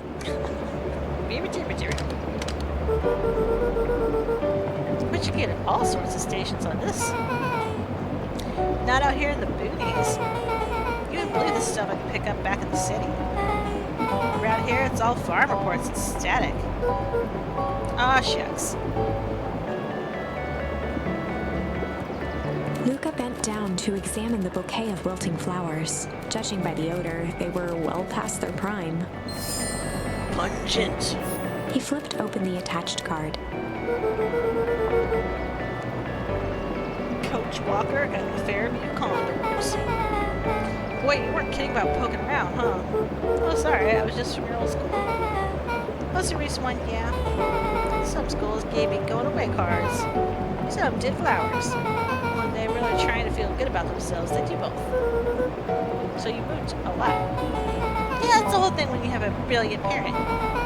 There's always a better job somewhere else. These flowers last longer if you put them in some water. That's the sort of thing I would do if I cared. Yep, you care enough to keep them as all. Look, can I ask you something? Of course. Nice hero pose. Dang, didn't that hurt? I'll be honest. That hurt more than I expected. That is fair, dude. That is very fair. Well, at least you look cool doing it. Beck took a moment to watch the rivulets of water running down the window. Do you ever feel alone? Like, even when people are around. Oh, that's sad, kitty cat. Well, Rollo can be pretty absent-minded sometimes. I'm serious. Do you ever feel like your family doesn't care what you want? It didn't used to feel that way. I know Gran loves me, but sometimes she looks at me, it's like she's looking at a problem? Luca took a deep breath, exhaling slowly. I know the feeling. How do you deal with that?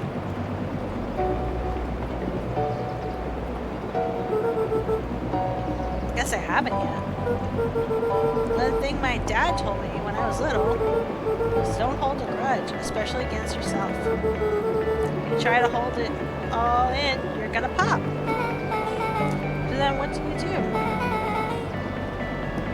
When you don't know what to do. What do you go when you know what to do?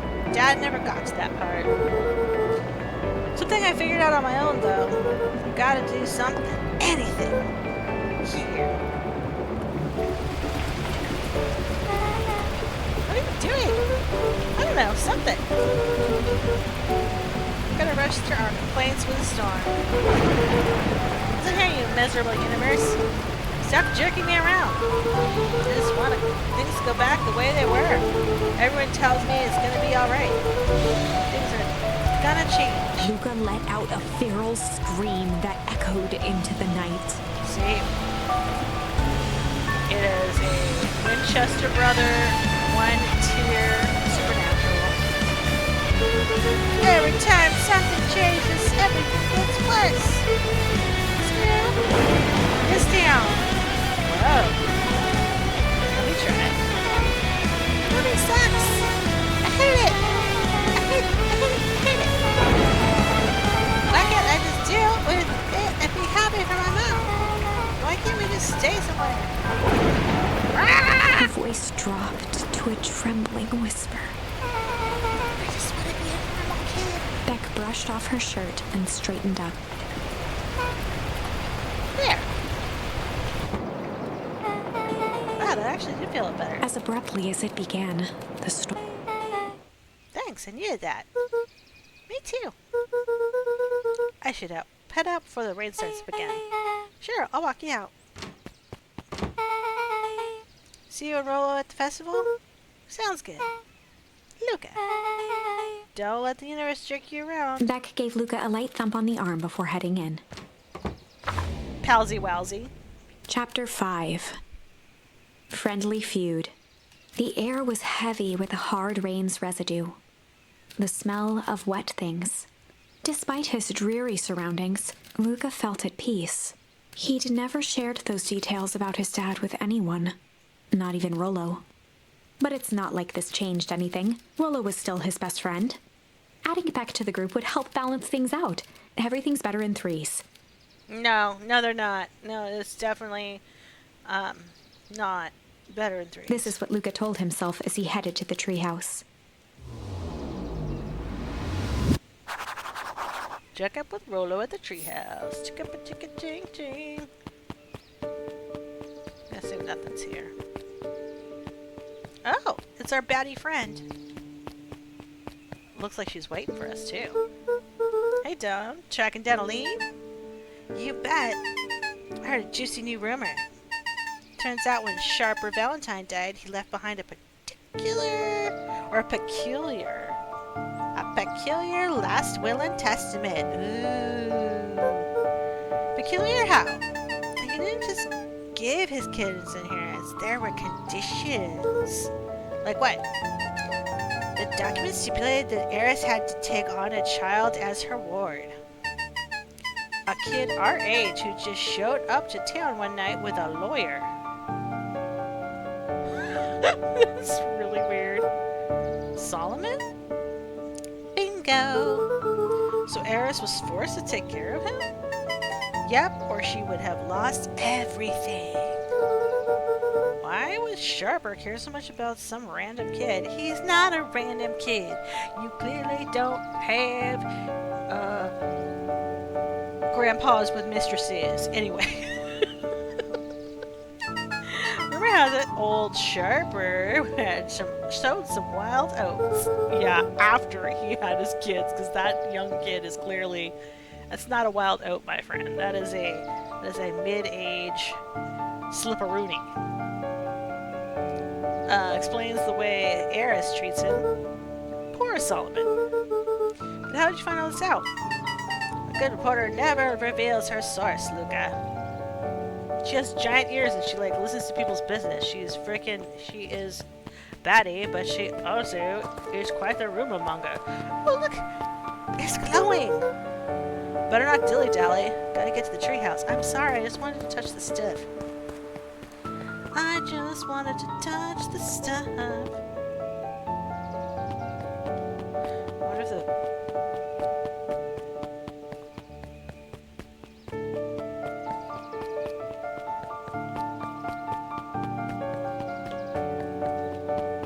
Ding, ding, ding. Oh my god, she's still out here reading. Listen, lady, where's it? How can you even see anything?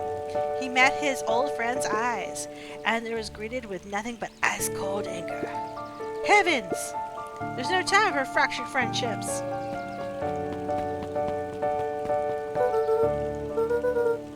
Oh yeah, okay. I'm like, what am I doing again? Where is the... Wait, where is the...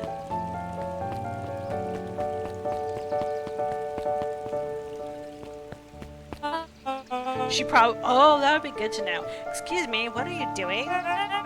Just locking up for the night, sir. Oh, wonderful. I can only assume this means all festival preparations have been completed ahead of schedule. Not exactly, sir. The storm set us back a bit and it's getting late, so we all decided to... You all decided?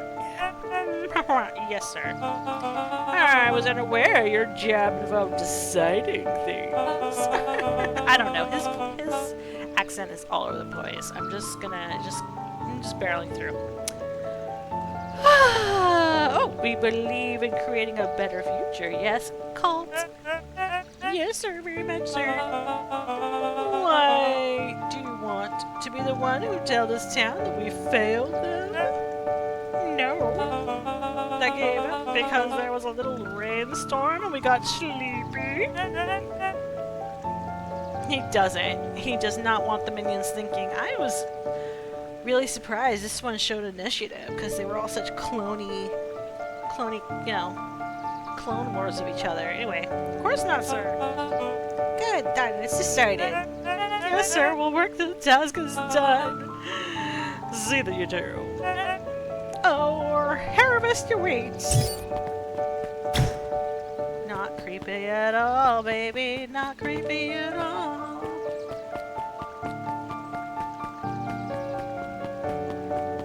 I'm just gonna keep just hanging out, looking chill. I'm chillaxing. Okay, I'm a chillaxer. It is true. So it's weird that one's a dude, but oh, I forgot. Oh yeah, let me fish. I got to fish some wishes. I have at least one. Pungent. Luca wrapped a twig of thyme around the hook. Rosemary. Some fish have refined taste. Maybe. Let's find out. Have some bark.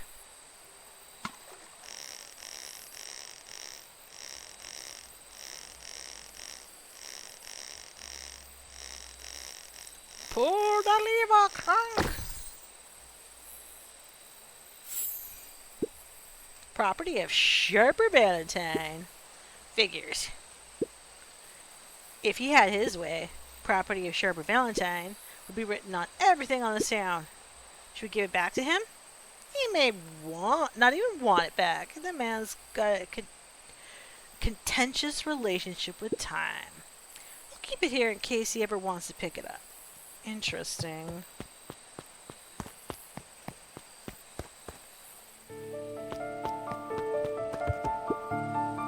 Well, you still up there?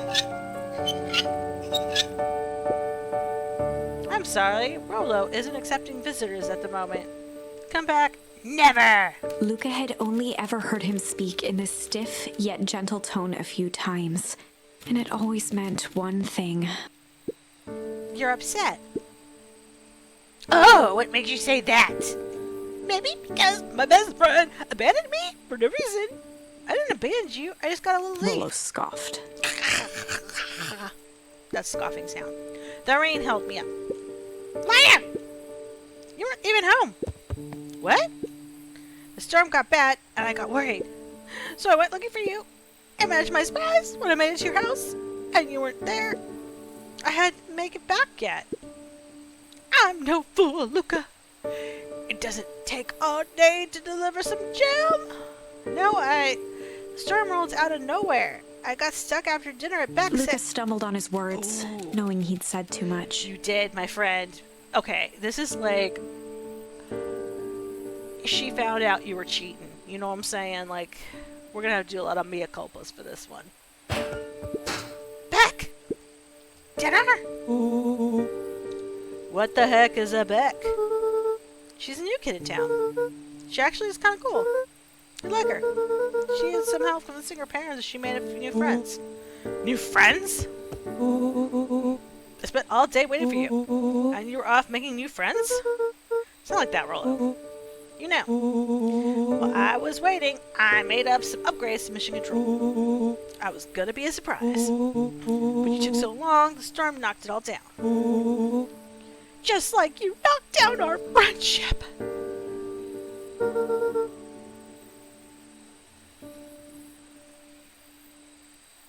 What does that even mean? Luca became instinctively angry in response. Both boys were now shouting across the distance. It means you're a bad friend. You don't care about me. Of course I care. You ass. I knew you'd get in trouble waiting so long for you. But I kept my word. Because that's what friends do. Oh wow, that's a noble sacrifice you made. Easy for you to say. Your grand doesn't even care. You can stay as long as you want. And you wouldn't even get in trouble. Seriously? You're acting like I chose this? If that's what you think, then maybe you're the bad friend. Rolo's tone changed to a calm, yet more intense anger. Maybe Pa is right. Storms bring more than water. This one brought out the real Luca. Stop quoting your Pa's nonsense like it means anything. Yeah, well, at least my Pa's still around. The words hung in the cold night air. What a 12-year-old comeback. Rolo's stomach dropped, knowing he'd crossed a line. No shizzle sticks. But it was too late. Yeah. We've all been there in a friendship. Look, good night, Rolo. Good night. I said good night, sir. Dang it. Yeah, that was a colossal epic failure. Grandma's still not back, though. That's, Luca dug through his old stuff, not even sure what he was looking for. Just finding that stupid ball. Rolo! What a jerk! Called me a bad friend. Guess I'm just never supposed to make new friends. Weep. Yeah, he's gonna cry himself to sleep. Luca? Gran cooed gently from the hallway. You slept straight through breakfast. Luca, are you alright? I'm fine. I just don't feel like getting up yet. 12. Being 12 is hard. Okay, I'll leave the oatmeal by the door. It'll turn into a solid block of paste in about 10 minutes, so, or like 5 now, so you better eat it before it gets that way into your stomach. Okay, gotta run out, take care of some of the things.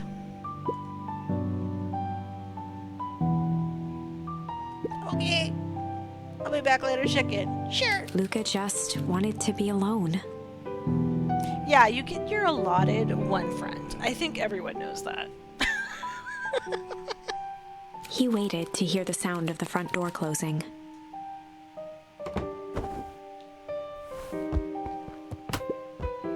I bet Rollo's still gonna go to the festival.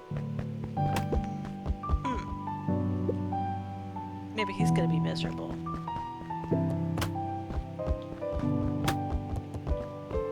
Look at me! I'm a footballer! Woohoo! Can I push it down the hallway? No. That's a bummer. Can I hit something with it? Luca dozed off again.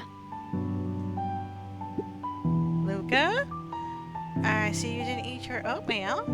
Wasn't hungry. Well, just in case you get hungry, I'll leave a sandwich here too. Thanks. Rollo came by. What did he say? He wanted to talk to you. What did you say? I told him you weren't feeling well. Good. So your plan is just to sit in your room all day? Pretty much. Well, I need to pop away again for a minute. If you decide to end your pity party and go outside, I think it'll do you some good. Noted. Lucas still couldn't bring himself to go out. Besides, if he ran into Rollo, he'd have to actually confront the situation. Alright, let's hit this ball again. There's never anything interesting in the festival anyway. How am I supposed to hit the ball over there?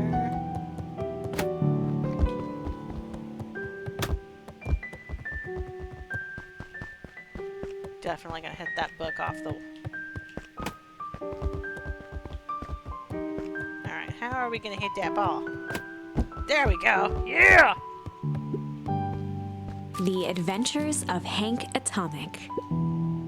Complete first volume. Luca carefully opened the cover and began to read. Rollo had received it for his birthday, a special hardcover edition with behind-the-scenes commentary and bonus art. Rollo cherished it, but asked that Luca keep it at his house. Luca wasn't sure if it was because Rollo didn't trust himself with it, didn't trust his sister around it, or just wanted an excuse to come hang out at Luca's more often. Whatever the reason, Luca didn't mind, but it had stayed right there where Rollo had stashed it ever since. Now, at the foot of his bed, Luca lost himself in the pages. He'd read it all before, but at this moment, it somehow felt sentimental. He was well into issue number 5 when he heard soft footsteps from the hallway. Luca? Another little friend came to see you. A girl named Beck Modale. You said you met yesterday? What did she say? Is she here? She was just dropping by. Told her you weren't taking visitors today. Oh. She seems nice. Yeah. You had a fight with Rollo, didn't you? Yeah. Can I come in? Maybe later. Alright then. I'll leave some dinner on the kitchen table. In case you want a bite before bedtime. Without realizing it, Luca had pouted away the entire afternoon. We've He all been once there, again buddy. felt the weight of it all and allowed his weary eyes to close. Luca stood in a vast black expanse. He looked up at his father standing beside him. Walt was working a straw at the bottom of a fountain glass, trying to collect the last bits of milkshake. Dad, where are we? Taking a final loud gurgling sip, his father peered up from the glass. He jangled the straw playfully with a warm smile, then lifted the empty glass as if to point into the darkness. The source. Luca's eyes followed his father's gesture. In an instant, he was sitting in front of a blazing campfire.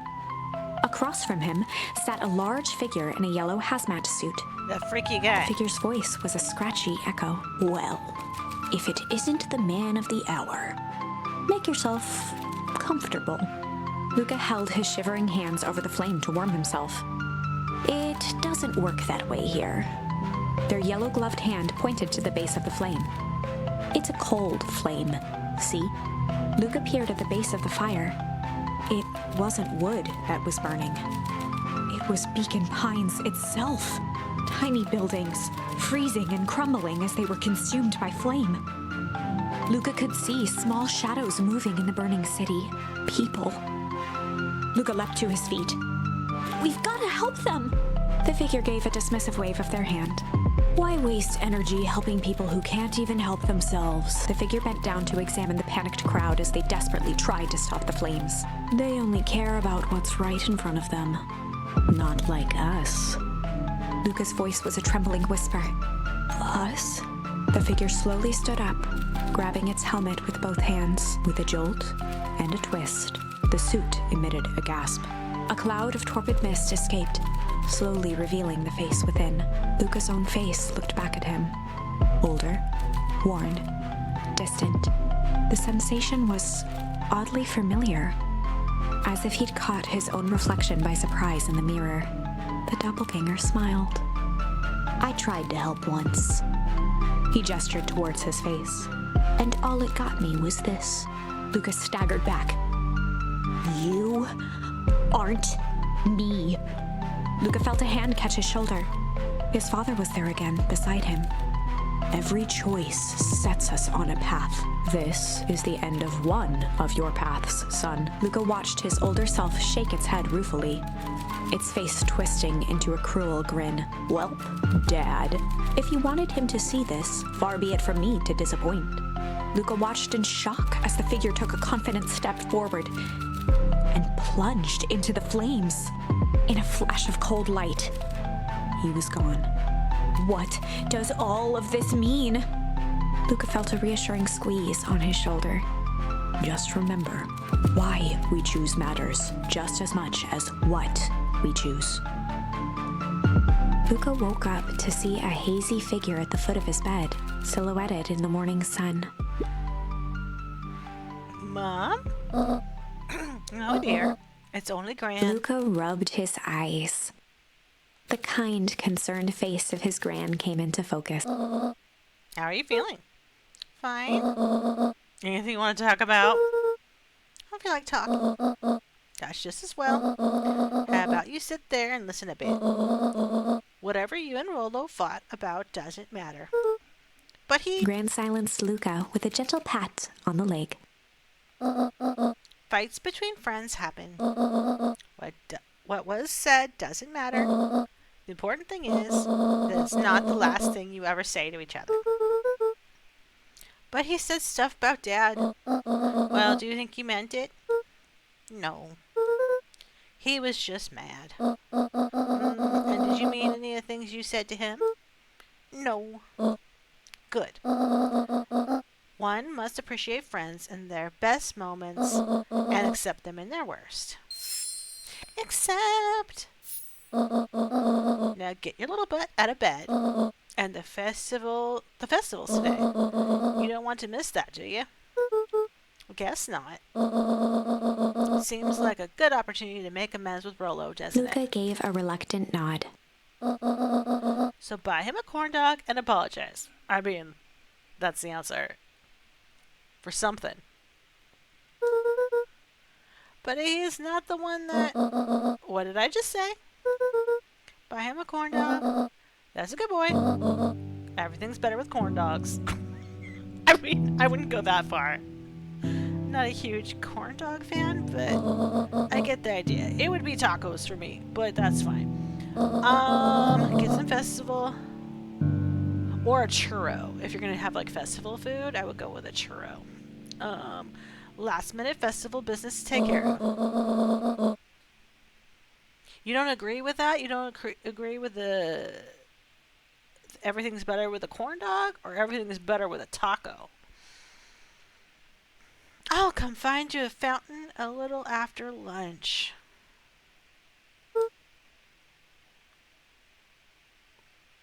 Yeah, that's fair. I was super snobby about my hot dogs as a kid, and I still am. I don't eat hot dogs anymore, but I only would, like, have the kosher beef. Yeah, they're just kind of like meh. They're just kind of there's better ones out there. California just doesn't do, like, an exciting hot dog. It's just kind of like... Anyway. I love you, Luca. I love you too. Luca took a deep breath. Okay. Chapter 6. Through Thick and Thin. Despite Luca's bitterness, Gran was right. He needed to hash things out with Rollo. A big fight changes the nature of a friendship. Whether, in the end, it is for the better or for the worse, all comes down to understanding. If one is not careful, the same familiarity that builds the strongest of bonds can become the wrecking ball that shatters them. You know, I'm going to start singing the Miley Cyrus. Wrecking ball. I don't actually know the song.